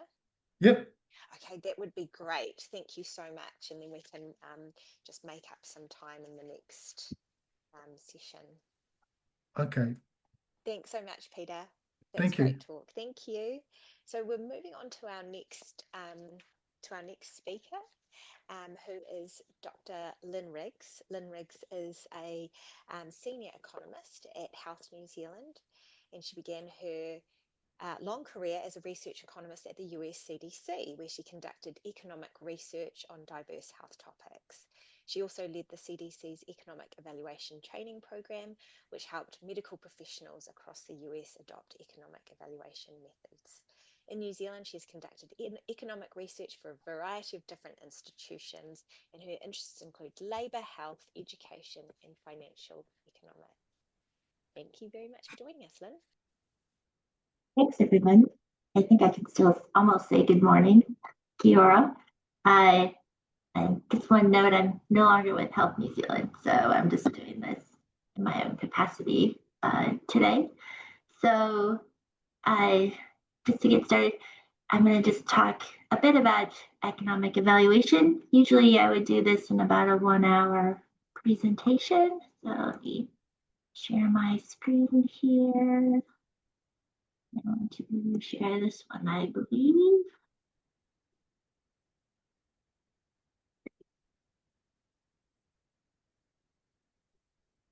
You can see that? You can see it. Thanks, Lynn. Great. So, like I said, usually I do this in about an hour-long presentation, so 15 minutes is a bit short. So I'm just going to cover really the highlights of economic evaluation.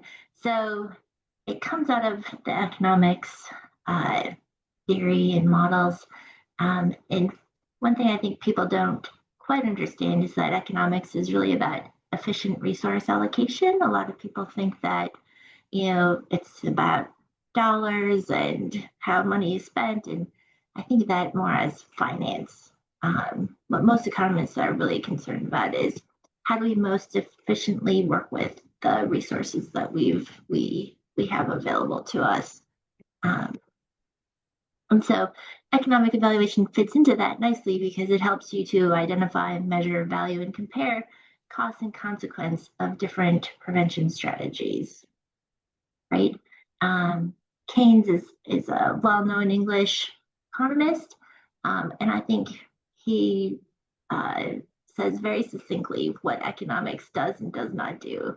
It's really about giving you a way to think about how to systematically evaluate things and come to a correct conclusion. It's not about actually finally settling on a specific conclusion, right? And so why do we do economic evaluation? Well, resources are limited, so hard decisions have to be made. And that's true within health, but also across society. There's a lot of social programs that are competing for these limited resources. And economic evaluation methods are generally designed to give decision makers a way to evaluate the different programs that they may be investing in. And so it allows people to maximize, the idea is that it allows people to maximize those health outcomes given resource constraints. And it's really about showing different trade-offs of different interventions or variants of an intervention. One of the classic examples of an economic evaluation is evaluating a new pharmaceutical that's both more costly and more expensive, right? And so the question becomes, how much more effective does something have to be that we'll be willing to pay X more dollars for it? And we make these kinds of decisions in our lives all the time, I think.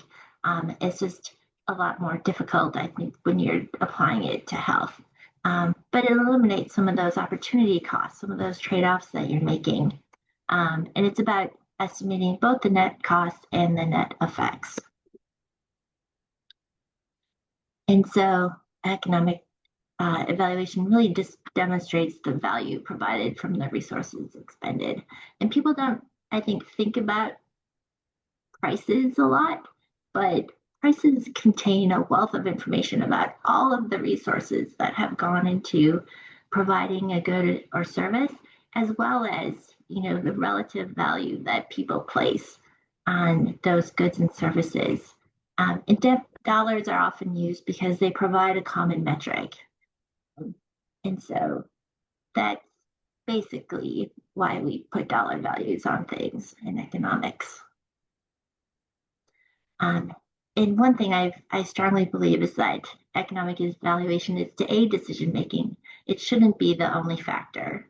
It can't always account for everything. For example, equity and distributive effects are very hard to bring into an economic evaluation, and often those things have to be considered outside of the economic analysis.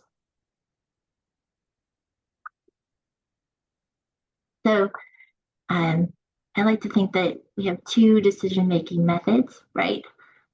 And sometimes if you're reading a bad study, you feel like it's a little bit more like the first than the second. But economic evaluation, I think, gives us a slightly more systematic way of evaluating both those costs and benefits rather than trying to throw darts at a dartboard. Okay. So in health policy, usually prioritization is based on what's important, which is where studies like the burden of disease, death and disability come in, what works, right? Hopefully we're investing in things that are effective, and that comes through outcomes research. And then how do costs compare to the benefits? And that's where we pull those first two pieces together a lot of times into an economic evaluation, right? And so economic evaluation in public health, at least in the US, it's thought to have really come into its own with a publication in 1966 of estimating the cost of illness. And then early economic evaluations in the US, the first one was really in 1968, which looked at smallpox vaccination. And based on that analysis, CDC recommended the discontinuation of routine vaccination for smallpox, right? And then in the 70s, there were more.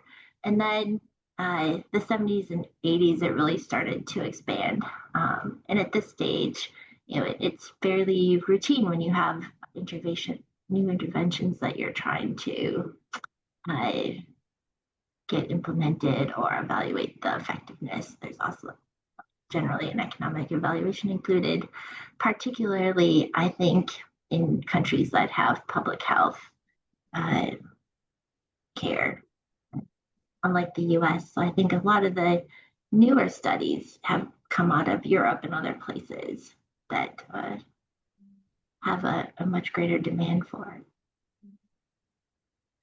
So I think another thing that people don't necessarily know is that there are recommendations that should govern a good analysis. So there was a panel on cost effectiveness in health and medicine that was convened in 1993. And these recommendations and discussions were published in a series of articles in JAMA in 1996, as well as in a book called Cost Effectiveness in Health and Medicine. I highly recommend that if people are interested in this topic, they look at these initial recommendations. So the second panel was convened in 2012. They reviewed the state of the field and they developed some new recommendations. But in reality, I think the second panel is really just tweaking some of the original recommendations. I don't think that there's not very many major changes. I think the original panel did a really good job of setting out those recommendations. And the whole goal of this was to improve comparability of results across studies, including how those results are reported. So one of the key things is it sets the standards for how you develop the reference case. And that becomes important so that people can compare outcomes of different studies because they've been done in a fairly systematic way. And I'm not going to go into this in detail, but it just gives an idea of one of the tools that the second panel came up with and how, you can use this to evaluate even reading a study, whether or not they've included the things that, the panels thought should be included. So I think this is a really nice tool. And this is a shortened version. It's not even the full template. So those initial recommendations are important because they talk about the recommendations for perspectives and timing. And these things are really key to determining which costs and benefits are included in the analysis, right? For example, the time horizon should extend far enough to capture the major health and economic outcomes.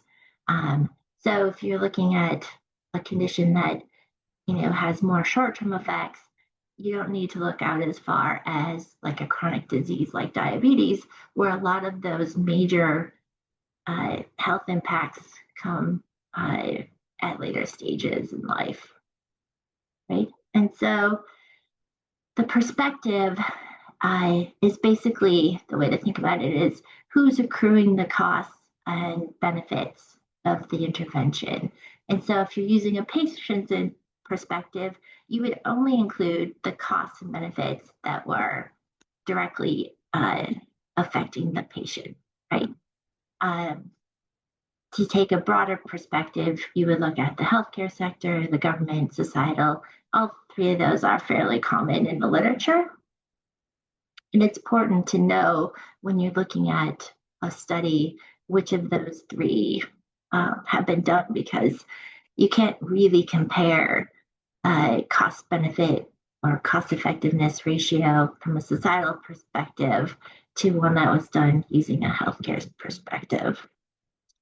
So, and for this reason, the new recommendation from the second panel is to include two reference cases, both the healthcare and the societal perspective. The original recommendation was to just use the societal perspective, but it's really difficult to include everything that should be included using that perspective. And so a lot of studies were just doing the healthcare case anyway. So at least now they're recommending that you do both perspectives. And again, that helps with the comparability of the outcomes or the results. And then you could use other perspectives, but it really would depend on the research question. So like for flu or COVID vaccines that have potentially a high cost of employee absenteeism, you might do an employer perspective if the goal is to have employers think about paying for these things or paying employees for their time to get them. And so just a quick overview of the types of evaluation methods. So I break them into two categories. You have a cost approach and a cost versus benefits approach. So a cost of illness analysis is really about how much is this disease or condition already costing us, right? And that can allow decision makers to say, well, okay, it's costing us this much. You know, it might make sense to implement a program to see, you know, if it's costing $10 million, it might make sense to do a program that costs $100,000 to try to see if we can affect the results. A program cost analysis is just that. It just evaluates the cost of the program to deliver the intervention. And usually you do it when you don't have any research on the outcomes of the intervention. But if you combine those two things, generally you can come up with a cost versus benefits approach. And a cost benefit analysis is basically, you know, dollars for dollars. So for every dollar we spend, how much do we get back in benefits? And again, because it's so difficult in health to value some of those intangibles, one of the later innovations was to use cost effectiveness analysis, which is basically dollars per health outcome. You know, how much is it going to cost us to avert another hospitalization from cancer? And the idea there is that you would use that when you're comparing interventions for similar conditions or the same condition, because a case of cancer compared to a case of cancer, it's pretty easy to compare those things, but comparing, say, a case of cancer to a case of salmonellosis is much, much harder. And that's where cost utility started to come in. People started saying, well, let's not put dollar values on the health outcomes, but let's think of it as far as an impact on people's well-being. And so that's where you get the dollars per quality. And another thing a lot of people don't fully realize is that cost utility is just one type of cost effectiveness. We'll go through that. So this is just to show that, you know, whether something's cost savings or cost effective isn't really necessarily linear. You know, as you increase the percentage of people screened, you get more benefits. But at some point, those costs of getting that last group screened is increasingly costly. And the question is it worth it to get all those people screened? So I'm probably just a little bit over time, but basically, you know, this is about what are the health returns on our investment? How effective are these programs? And is it worth the additional cost of investing in these things? And it's not the only basis for decision making, as we talked about. And one thing I always like to stress is cost effective is not cost savings. Usually if you're being asked to do an economic evaluation, it's because you do have that economics or the trade-off between effectiveness and costs. And so it's just about what are we trading off there. So that's it. Thank you, everyone. Thank you so much, Lynn. That was fantastic talk. Health economics is clearly a very important skill that is quite uncommon in the healthcare system. So really appreciate you giving us the basics. I'm wondering, are there any questions from the panel?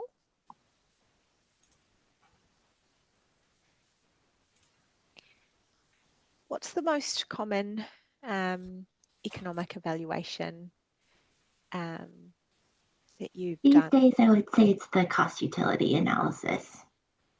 Partly because the panel recommendation is to use QALYs, though it can be tricky to get QALYs as a measure. So yeah, if you don't have QALYs, a lot of times people will, QALYs or DALYs, people will do a cost effectiveness with the health outcome as the denominator. But again, it also really depends on what types of interventions you're planning on comparing. Thank you. Nick, do you have a question? I do. Great. Thanks so much, Lynn. My name is Nick Jones, public health physician in Hawke's Bay, previously in the Ministry of Health. And the question I have for you is around productivity. As you know, current government is very keen on increasing productivity in the health system. And I am thinking about how we might measure that.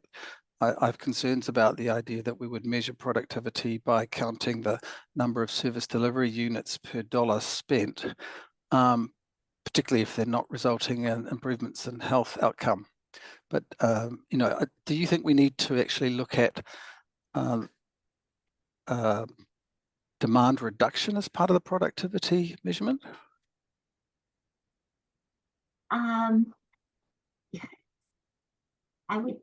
My initial thought is yes, though that might be a bit longer term, right? So if you are implementing those preventive care interventions, right, that's going to reduce demand on the sector, especially if you're delivering them with effectiveness. It's going to reduce those number of cases and reduce the pressure on the system.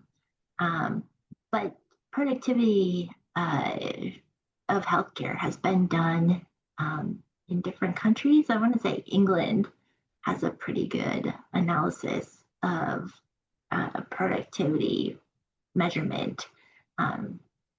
But yes, it's very difficult to measure productivity. So there's some operations research, there's some using your resources most effectively.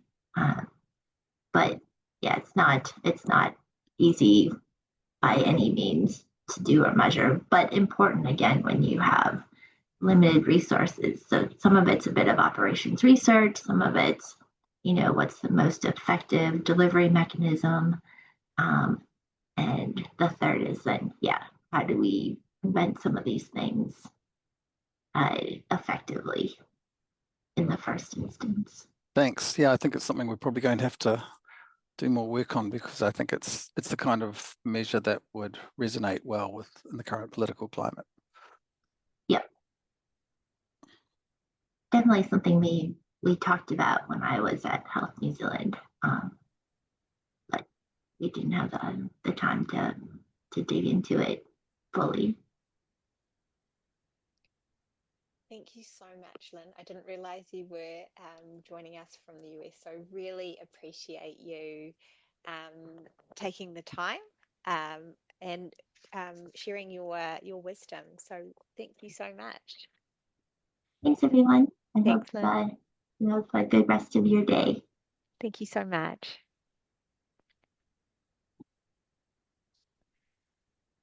Okay, so now we're in for a bit of a treat because we have our inaugural panel discussion. And it is my great pleasure to, I have to say, I know everyone on this panel and I like them all. They're some of my favorite people. So please let me introduce Dr. Christy Carter, Group Manager, Intelligence, Surveillance and Knowledge at the Public Health Agency, Ministry of Health, who I currently work with.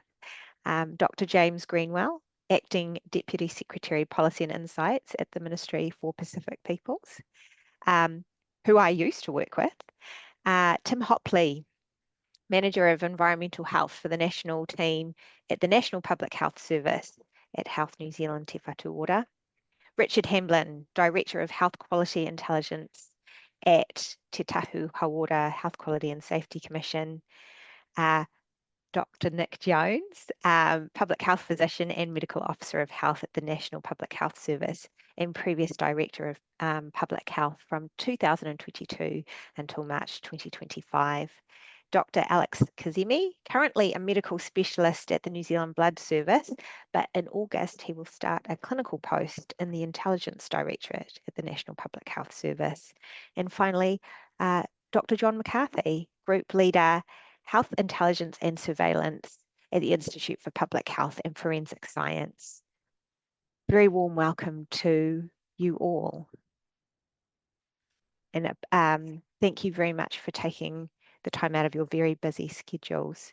Was that the only slide, Patrick? Just double checking before I move on. That was it, yes. That was it. Okay, thank you. So what we'll do is I will pose some questions, and then perhaps if you have a burning desire to answer the question, raise your hand. Otherwise, I will just pick on you. So our first question is, how do you value good intelligence in your work?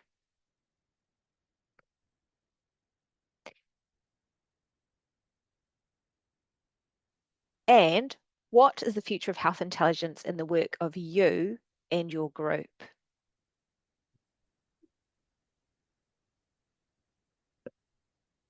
Christy. Brave. Lorena, I'll start. Thank you. Rid of the awkward silence. Apologies for my voice. I'm just getting over a delightful virus. Lower my hand. Well, obviously, we value intelligence. It's in our job title. I'm the group manager of the Intelligence, Surveillance and Knowledge Group in the Public Health Agency. Obviously, intelligence is our business. We work really closely with the National Public Health Service and with the PHF Science, formerly ESR, to develop our intelligence and surveillance systems across the public health sector. It's always a work in progress, but we are continually working on it.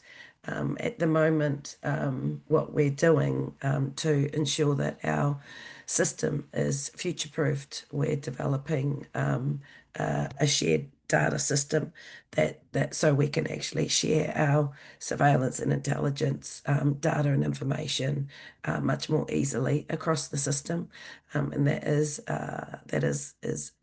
in development now, and people who are on the ground and public health units will be using the new national notifiable disease management system along with EpiServe. So that's a really big stake for us in the sort of intelligence space, and then how we use that is really I guess it's just really important for us to all be able to I guess what I like to say is sing off the same song sheet when we can sing, and use the same data to be able to tell a joined up story across the system. So that's sort of our big progress in the last wee while. I'll leave it at that for now. Thanks, Christy. We'll go to you, John. Kia ora koutou. Thanks, Karina. I think at PHF Science, I mean, we're predominantly suppliers of intelligence to a pretty broad range of stakeholders, but that's not to say that we ourselves are not dependent on good intelligence as well. You know, primarily we have really good networks with the laboratory system, with the wider healthcare system, and that, you know, the quality of that intelligence and, you know, understanding of the nuance of the information that we receive before we analyze, before we disseminate, is absolutely critical to what we do. In terms of what the future looks like, I mean, Christy just alluded to it, but we work in close collaboration with the Public Health Agency, Te Whatuora Health New Zealand, National Public Health Service. The future for us, I think, really is, you know, we're in partnership with some pretty major organizations. The future for us, I think, is really you know, identifying roles and responsibilities. We've just come out the other side, as you know, of a pretty colossal transformation of the health system. And I think the future for us is really getting into, you know, embedding ourselves in the new reality of what the Intel kind of landscape looks like, and for us really pushing forward, I guess with discrete projects, but also some of PHF Science's kind of priority areas. We've got fantastic capability in areas like epidemiology, in our, you know, we've got public health physicians, and really good capability in that kind of data and digital space. For us, I guess, it's probably incorporating more advanced quant methods, probably more routinely and more wider in our work program. Yeah, and then just pushing some of the embedded work programs that we've got, developing those, pushing those forward and making them more accessible to all our stakeholders. Awesome. Thanks so much, John. It's great to have such a diverse panel from a range of different agencies, because one of the I guess challenges is just being coordinated and making sure that we're not duplicating work, but also not creating unintended gaps. So it's really great to hear how the different agencies are working together. I'll go to Dr. Nicholas Jones next. Thanks, Nick. Thanks, Karina. Look, I might just back up the truck a little bit and follow on from Professor Habee's talk this morning, or no, yesterday, on what is actually health intelligence, because I think it's quite difficult for us to kind of talk about what the future of it is when we're, you know, when there isn't really consensus on what it is. But I think it's useful to actually identify some of the attributes of it. And I start off with the concept of intelligence, which, you know, you can find various dictionary definitions, but Cambridge talks about ability to learn, understand, make judgments, have opinions based on reason. There's another quite useful one that talks about applying knowledge to manipulate one's environment and to think abstractly. So if you take those ideas, it's predominantly about abilities to apply knowledge, I think, to develop knowledge and to apply knowledge. But in the context of health, you immediately start thinking about things like the WHO definition of health, which, as you know, doesn't include, it states explicitly that it's not just the absence of disease. But nevertheless, we immediately go to thinking about health intelligence being about things like the prevention or the treatment of disease. So I think I was going to say, so it's really, I think, about applying knowledge to those clinical problems, but also to population and public health, and those practitioners who are applying that knowledge to the population and to the health system, not only them, but also the managers, the designers, and the communities and the people, individuals themselves. So there's a wide range of potential applications of health intelligence, depending on who it's for and when it's needed. When you think about what the factors that might make it applicable or easily to apply that knowledge, typically we think about timeliness, you know, so having the knowledge available when you need it and for whom needs it. And I think that tends to lead us towards this kind of concept of real-time decision making. But I think we should push back on that a little bit, because intelligence also contributes to planning, valuation, and other longer-term temporal scales in terms of the application of knowledge. And then I think we kind of also need to be aware that intelligence is created over time and in socially constructed ways. So humans develop intelligence over a lifetime. You know, we tend to call that experience or wisdom. And then, you know, we also culturally develop intelligence such as Mātauranga Māori. So, and of course, scientific study and qualitative methods. So to me, it's much broader than just this concept of developing dashboards and having, you know, real-time surveillance. And I think that was kind of what Professor Habee was getting at. So I don't know, maybe I should stop there for now, but I was going to talk about what's in the future, what's going to affect the ability of the health system, individuals, communities, and health workers to apply knowledge. And that's where I think we're going to get into in terms of the emerging trends in artificial intelligence and health IT, etc. So I'll leave it there. We'll come back to the future when you get to that section. Unless you want me to carry on, because I could talk about the future at this point, if it's. Feel free to talk about the future, Nick. Yeah, because it might be my only bite of the apple. So on the plus side, we've got lots of opportunity, right? We've never had better data in electronic format. We've got computer-assisted analysis, and we've got more advanced IT than ever.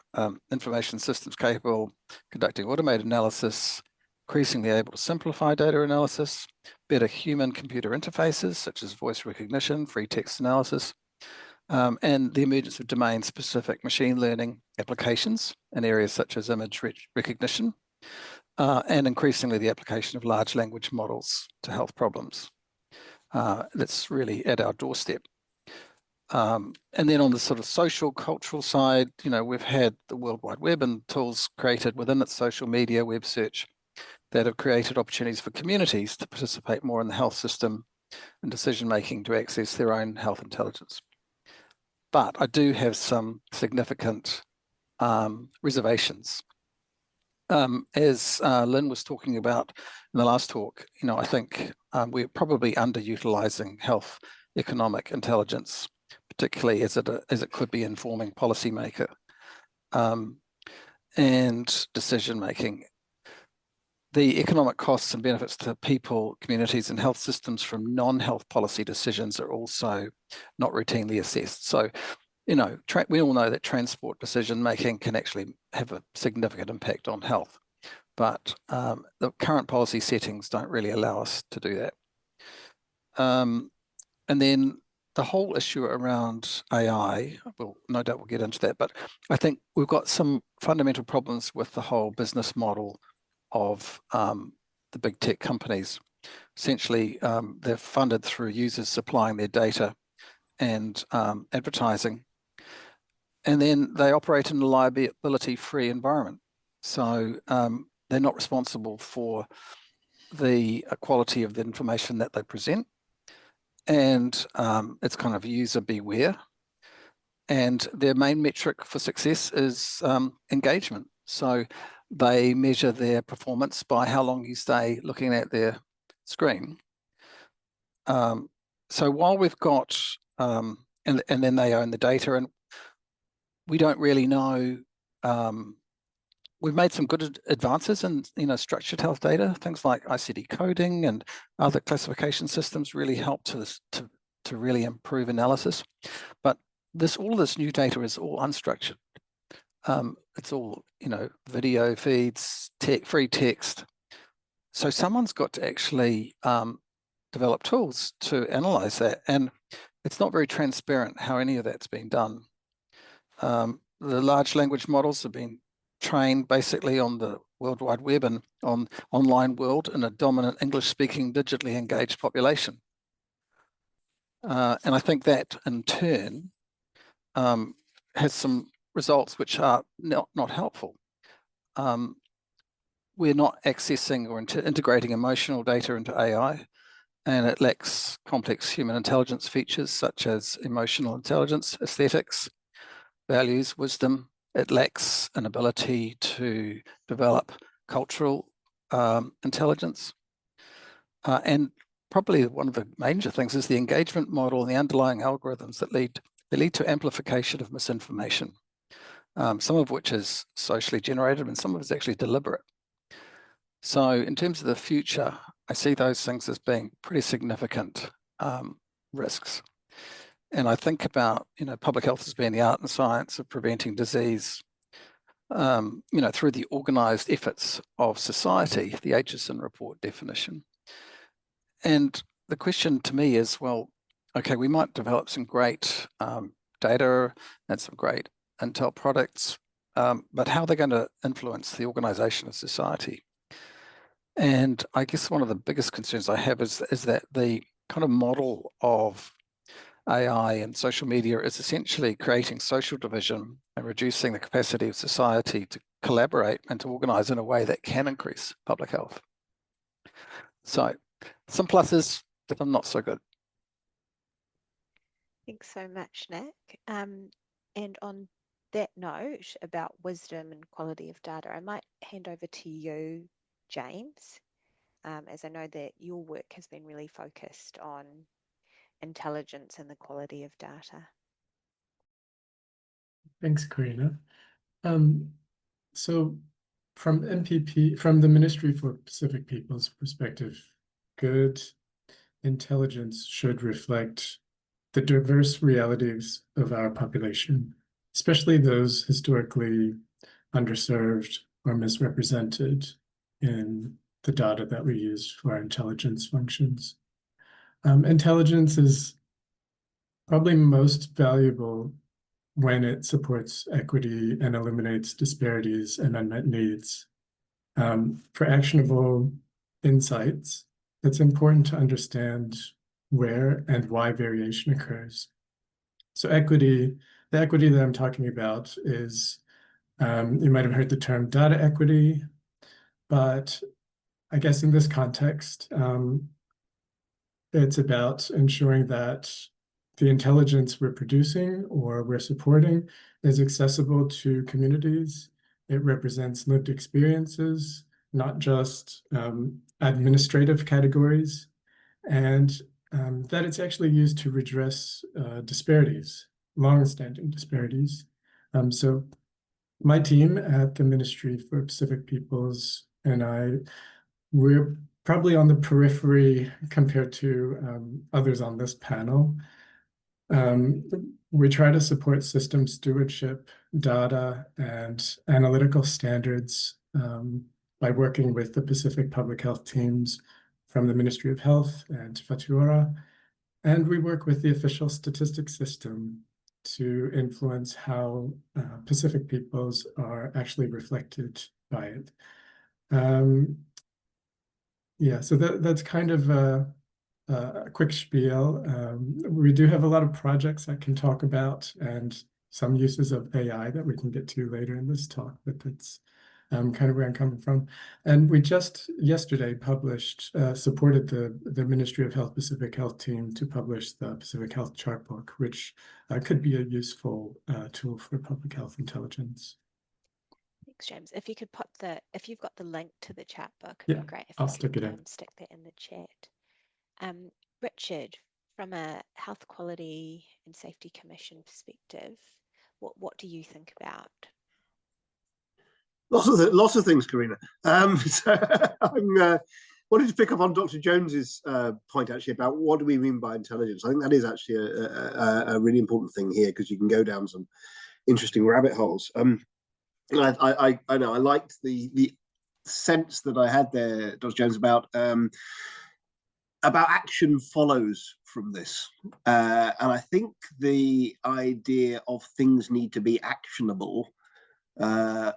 I think are really two quite important challenges, and the danger of different parts of the system just moving away into slightly different ways of seeing the world. So I think there's a couple of things that are in my mind about what's important, what's coming up. One is about thinking about how we better identify and respond to risk inside the system, and that's a broad range of risks. So, as James spoke about, the risks of data inequity, the risks of services that no longer meet the needs of broader society, the risks of just underestimating the complexity of systems and not modeling that through properly. So increasingly, I think our work has a concern for better modeling of what is likely to happen inside systems, inside the health system, as it were.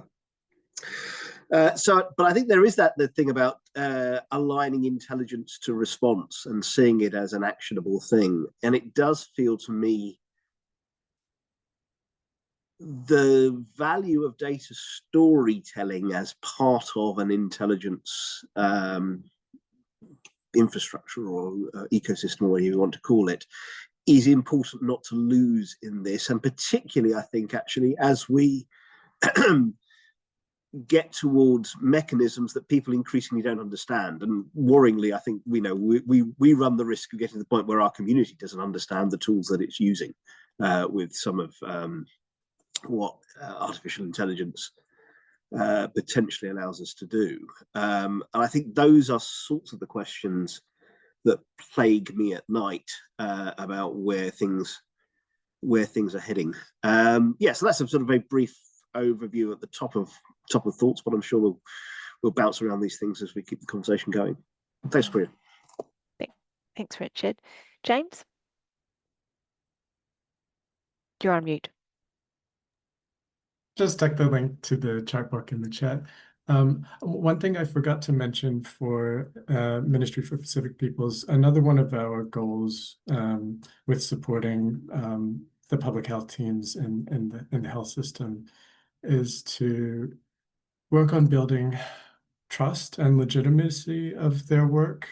So we monitor public trust in government and institutions. And I think this is an important factor for us to think about, especially with the proliferation of AI tools and AI into our work. Thank you. Tim, what are your thoughts? Thanks, Karina, and afternoon, everyone. Yeah, I had a nice little speech planned out, Karina, then Nick mentioned the word wisdom. So I would like to springboard off that. And I heard a wonderful quote that was related to wisdom. And you may have heard this already. It was new to me at the time, but knowledge is knowing that a tomato is a fruit, and wisdom is not putting it in a fruit salad, which is very wise quote. And it highlights the difference between the theory and the practical applications. And I think intelligence is part of that. Obviously, you have the sort of pure public health research science going on, and then you have the applied approach to it. And I think that the intelligence component is very important in that. As Barry mentioned yesterday, it's the so what? How do we apply that intelligence into real life situations? And for us at the National Public Health Service, I think it's about applying it to policy decisions, and not just that, but using it to measure effectiveness of those policy decisions, which is something that New Zealand is notorious for not doing well. We bring in pieces of policy and pieces of legislation, and then we tend to forget about it. And no one really looks at how effective they are. So I think that's a big component of it. And of course, that practical application is all about reducing the equity gaps and improving health outcomes. In terms of the future of health intelligence, it was a pretty amazing first day talking about AI, particularly from Kenyon and Sean from the States, to see what they're doing with artificial intelligence. And I dare say that we're on the forefront of a huge technological change. So the next 5-10 years is going to be a huge advancement in how we use AI for health intelligence and to make those improvements for us. And I can't stop thinking about back in the day. I might be showing my age, Karina, but I still remember sending faxes and receiving faxes, and then now nobody recalls that, and now it's all emails. So I dare say it's going to be something of it's going to be significant, and I think we need to be ready for it. And yeah, it's really interesting to hear what everyone was doing in that space. Thanks. Great, thanks. Great quote. I've never heard it, but I'm going to use it. Thank you, Alex. Hey, thanks, Karina. So I think I'd probably just put a plea in for looking at the human side of intelligence, because I think we tend to concentrate naturally a lot on the technology, and AI is very exciting, and it's coming field, and often we think about intelligence as a kind of a flow of data or whatever information, but the human structure is really important to build. And there was a talk on Wednesday from somebody from the Swedish Public Health Agency, and I was struck by the final slide of that. He talked about building the teams, and also in terms of crisis preparedness, doing that in normal times, because that's what you rely on when things get pretty hairy. And I think that's a really important thing to do when, I don't know what normal times are. I don't think anybody does anymore. There doesn't seem to be any, but in this time when you've got a bit of time to build that structure. And the first two speakers in this panel talked about interagency collaboration and building, and New Zealand's in not a unique but a very good position for that kind of dynamic collaboration across a number of agencies to build that. And I think it's a really important thing to look at those systems. And I think the technological innovations in AI will help improve those systems, but really focusing on how everybody integrates and how the intelligence is shared and how the information flows. I think that's a massive opportunity for us to do, particularly in forums like this, where you get people together, or whatever the forum is across the health service now that it's more integrated. I think it's a big opportunity. And the challenges on the horizon globally probably mandate that we kind of start doing that now, so that we're not having to do that in the moment.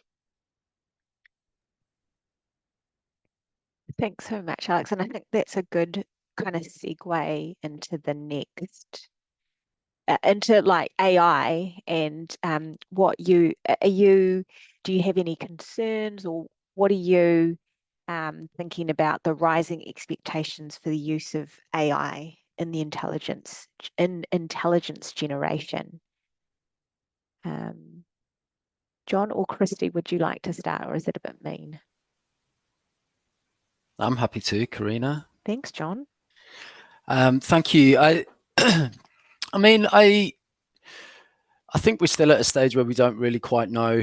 It feels probably a wee bit overwhelming at this point in time in terms of how this can be applied to our work program and what the future looks like for us. But I think, the challenges that we face have really always been there, that you still need, you still need really strong governance. You still need a good understanding of, of the technical aspects.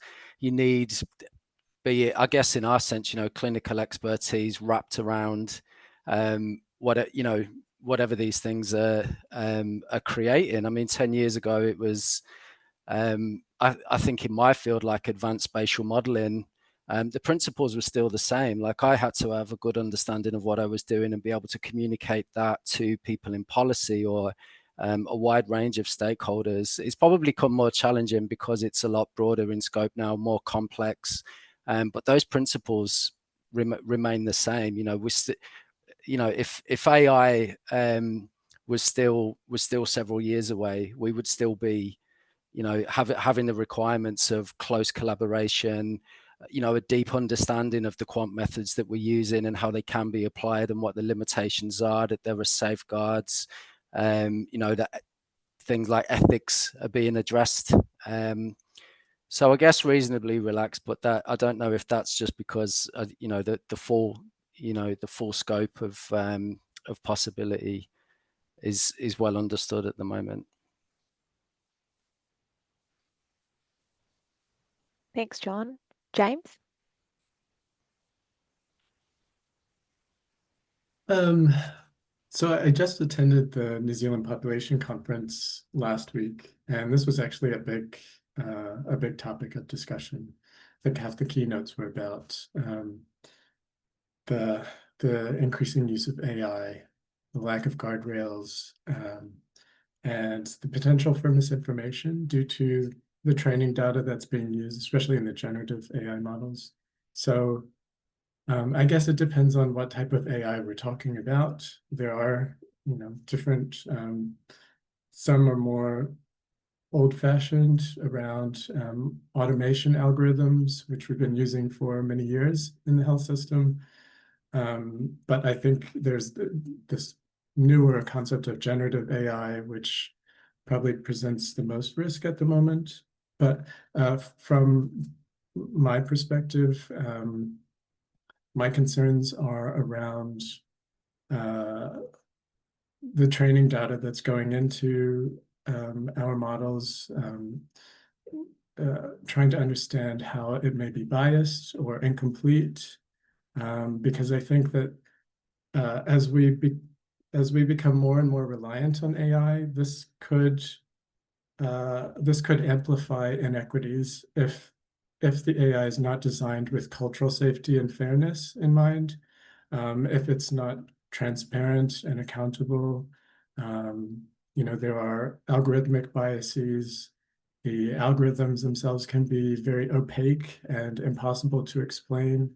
And I see it happening already across government, where we're beginning to use, we're getting a lot of pressure to use AI tools for policy development. And I think there's a risk that we could lose human oversight.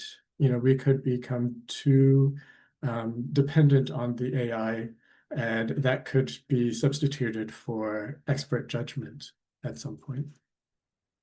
Those are my concerns. If I might just follow up, James. Yeah, I think increasingly we're talking about AI as if it's a single thing. And actually, it's really a collection of technologies and information sciences, as you know, that have been developed over a long period of time. And I think we need to start being more explicit about what aspect of AI we're actually talking about. There's a big difference between using a machine learning algorithm that's been trained to recognize radiological abnormalities on radiological images.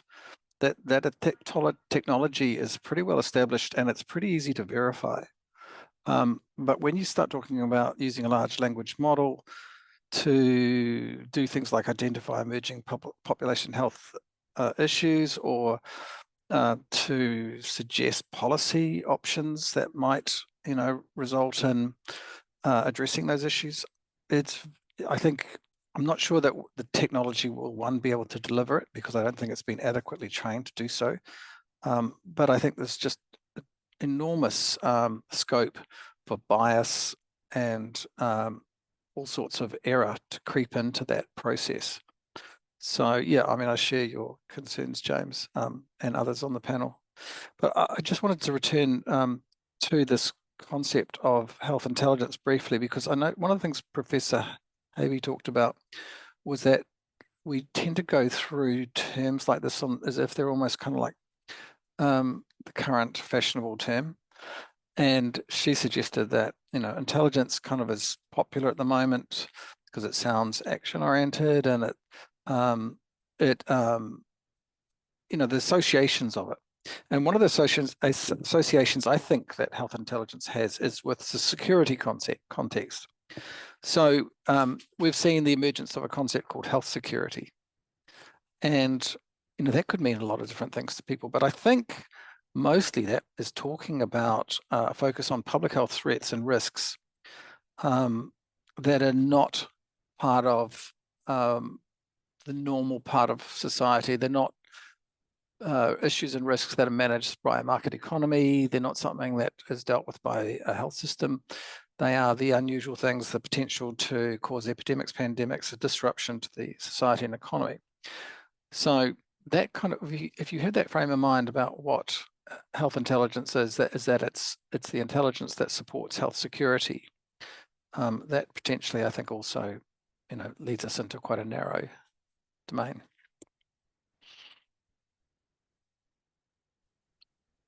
Richard? Yeah, thank you. Again, my reflection on AI and these sorts of things, I think is absolutely right. What do you mean when you say that? I think is the absolutely correct question to answer. And it does seem to me there's a world of difference between we've used machine learning that we've developed ourselves on free text responses. And it's actually very, very effective. It's very useful. It gives you insights you wouldn't otherwise do, and you can deal with a shed load of stuff that you would never be able to do sort of manually. So all that sort of stuff, fantastic.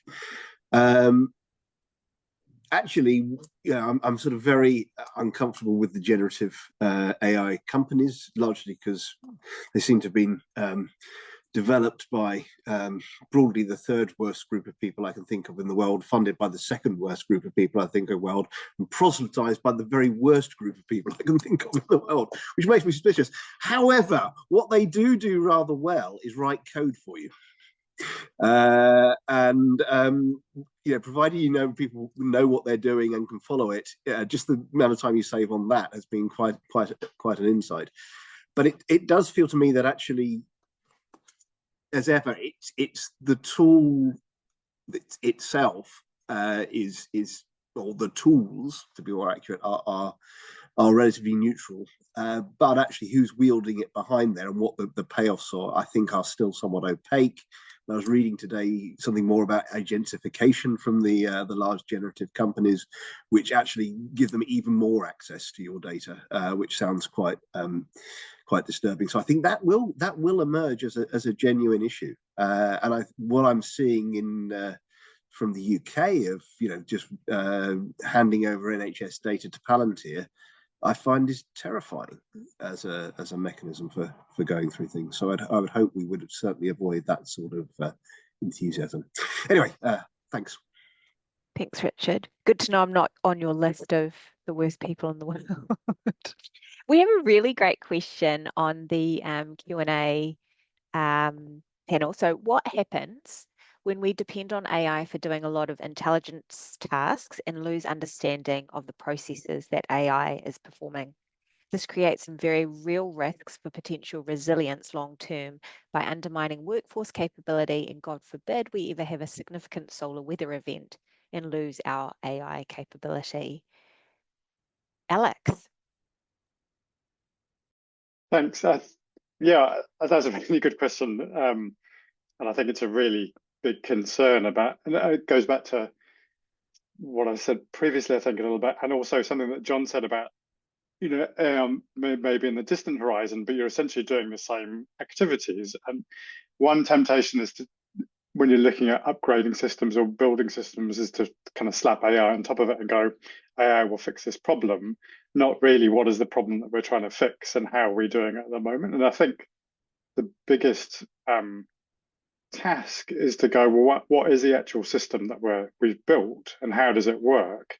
And then AI is a tool to improve that system. It's not the fix for that system, and it's not the ultimate solution to that system. That still has to exist within the way we work, how humans integrate, all the stuff we normally do. And even if you were doing that with pieces of paper that you were literally handing to people, I know that's not a very efficient way of doing intelligence, but that's the most simple way of passing information between people.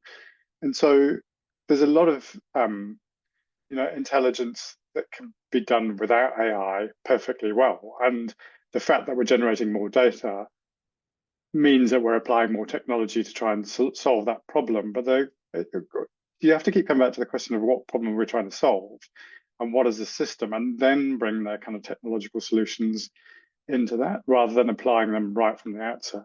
I think partly that's part of the answer to the question.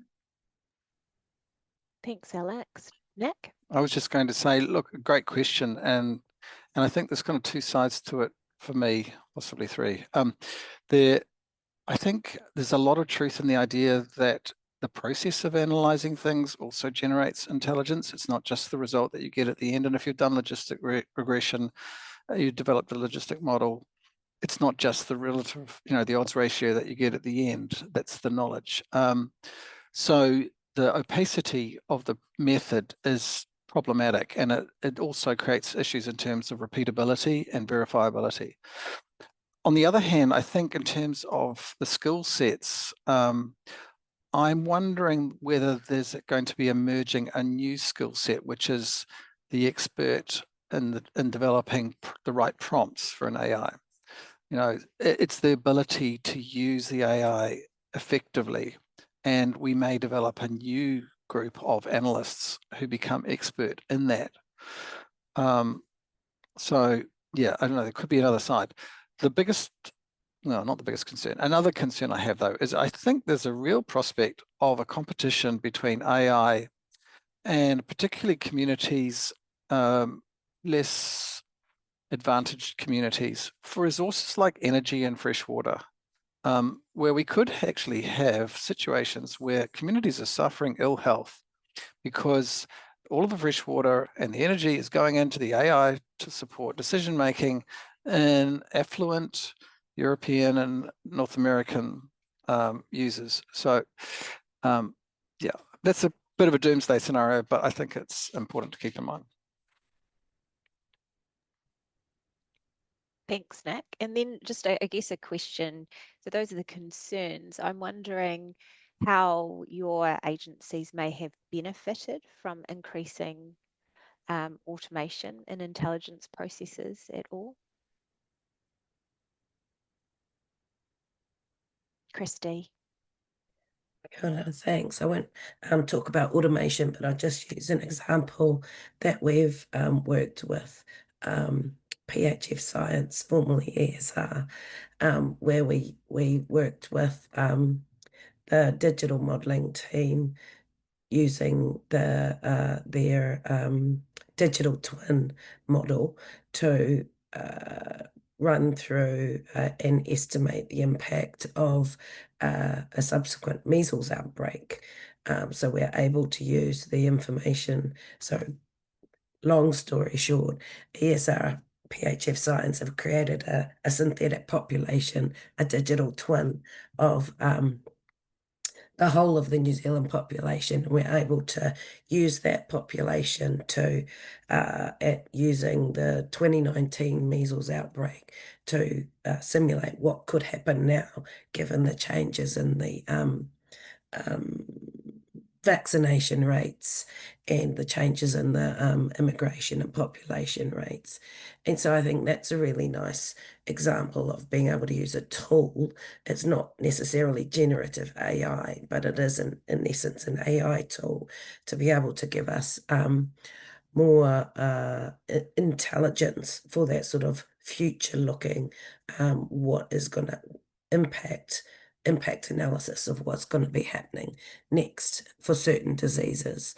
So we're still working on what that modelling can do in the future, and also building on the work that Fiona Callaghan talked about this morning, is how do we use that? How do we use those sorts of tools to be bringing into our regular intelligence and surveillance knowledge and reporting? So just a plug for the awesome work of our teams. Awesome. Thanks, Christy. John, did you want to add to that?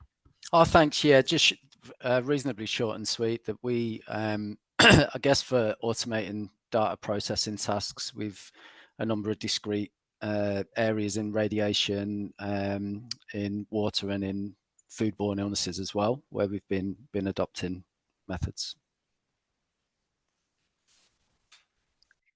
Great, thank you. And I think, like Nick has touched on this a bit about, you know, creating a new type of workforce that is kind of adept at asking the right, giving the right AI prompts. But I'm just wondering what are your thoughts on how we maintain capability, capacity, and retention of the workforce to produce more intelligence with a limited number of analysts currently?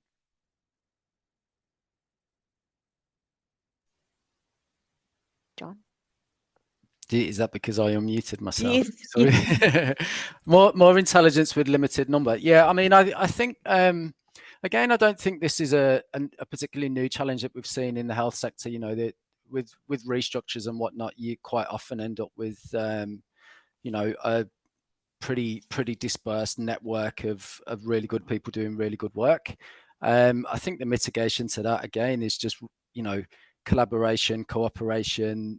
What can we do to bring people together? I think a particular challenge in recent years, not just, you know, post pandemic and post health system transformation, that a lot of people are probably working further away from each other than they used to be.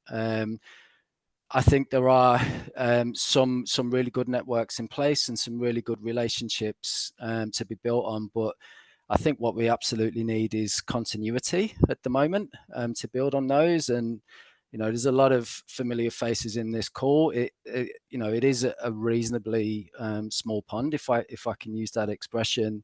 And I think a lot of leaders need to be driving that collective effort, and bringing people together. We need a period of stability, I think. Thanks, John. Nick. I was just going to say that I think I'm thinking about the emergence of sort of more democratization, I suppose, of intelligence tools, and the fact that it may be that some of the work that we do now that requires quite a lot of manual data manipulation can be automated and can be made available to anyone who wants to use it. I think back to things like looking at network analysis and GIS to be able to estimate the shortest route somewhere. You know, you used to have a degree in geography and GIS to be able to actually work the applications that would be able to calculate the shortest route between two places. Now you just tap on your phone and it's calculated for you. So it seems to me that the issue really is about identifying those needs, and particularly in the health domain, and particularly for our communities.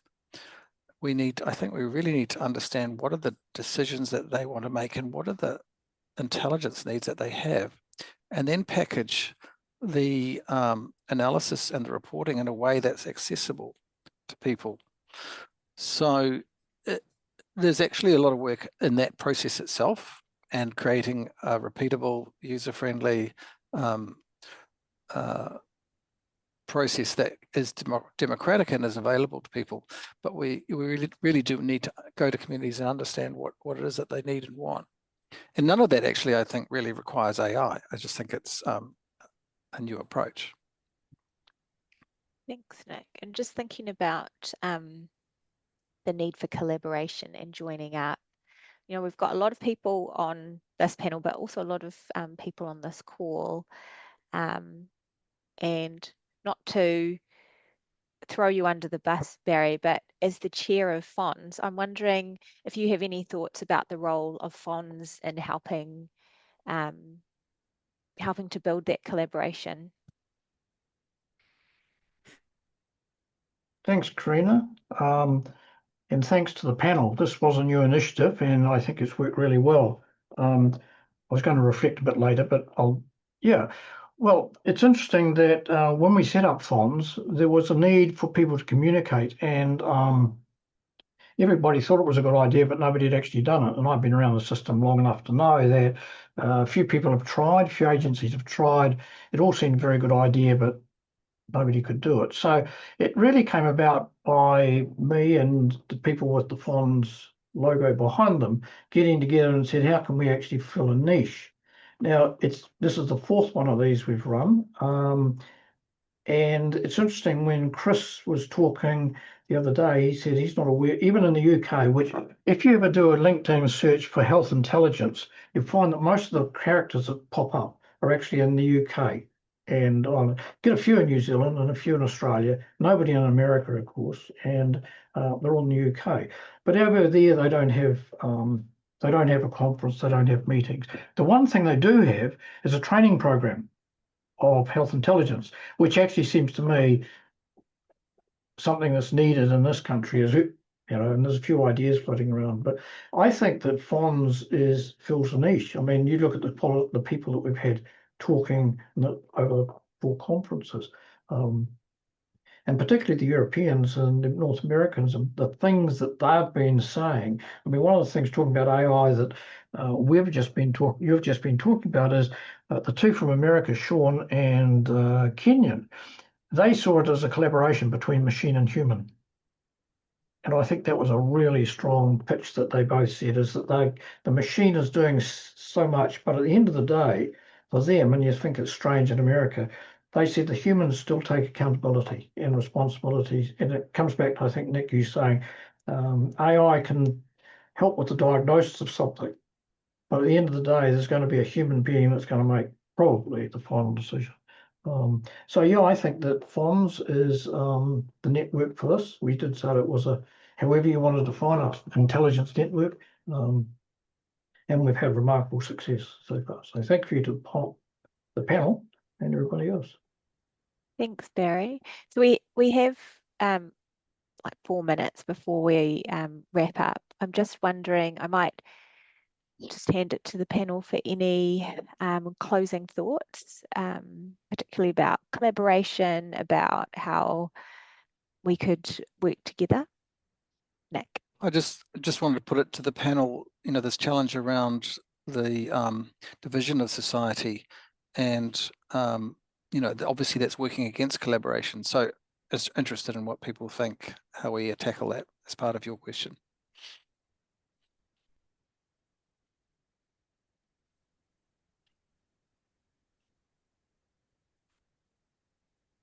Tricky question.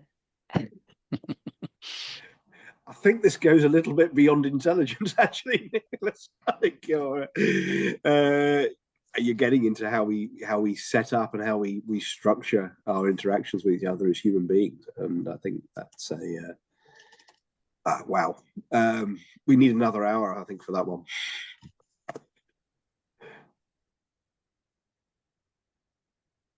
Well, I just want to thank the panel for your time, and I want to thank all the everybody who turned up today and all our wonderful speakers.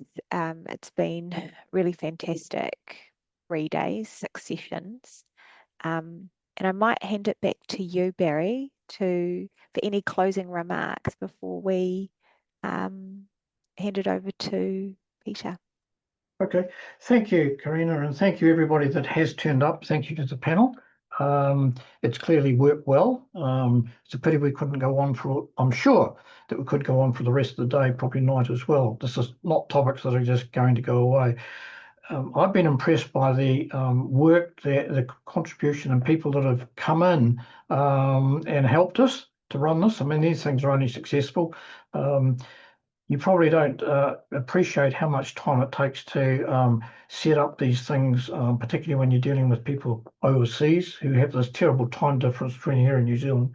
But I think the other thing too is I think it's PHONZ is a great opportunity to hear what folks in other parts are actually doing.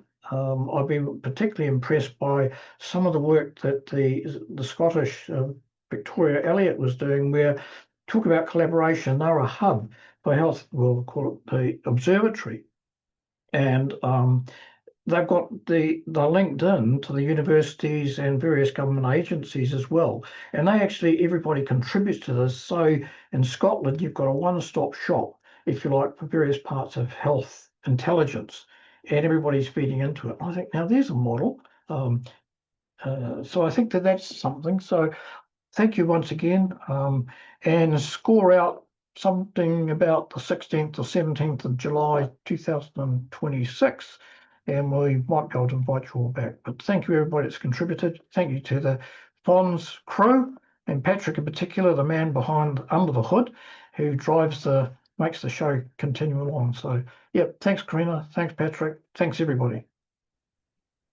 Thanks Patrick, and thanks Barry. I mean, I'm supposed to be the treasurer of PHONZ, but I can tell you that we don't receive any money at all, and this is all done mostly on Barry and Patrick's time. So just want to say a special thank you to you both for this conference and for making things happen. So I'll hand over to Peter to do our closing karakia. Thank you, Karina. And I'm just repeating the messages from Barry and Karina. Thanks for everybody that's participated. Me noi tātou. Kia tau, kia tātou katoa te atawhao to tātou ariki o he karahi me te aro o te atua me te whiwhinga taitanga ki te wairua tapu ake ake. Āmene.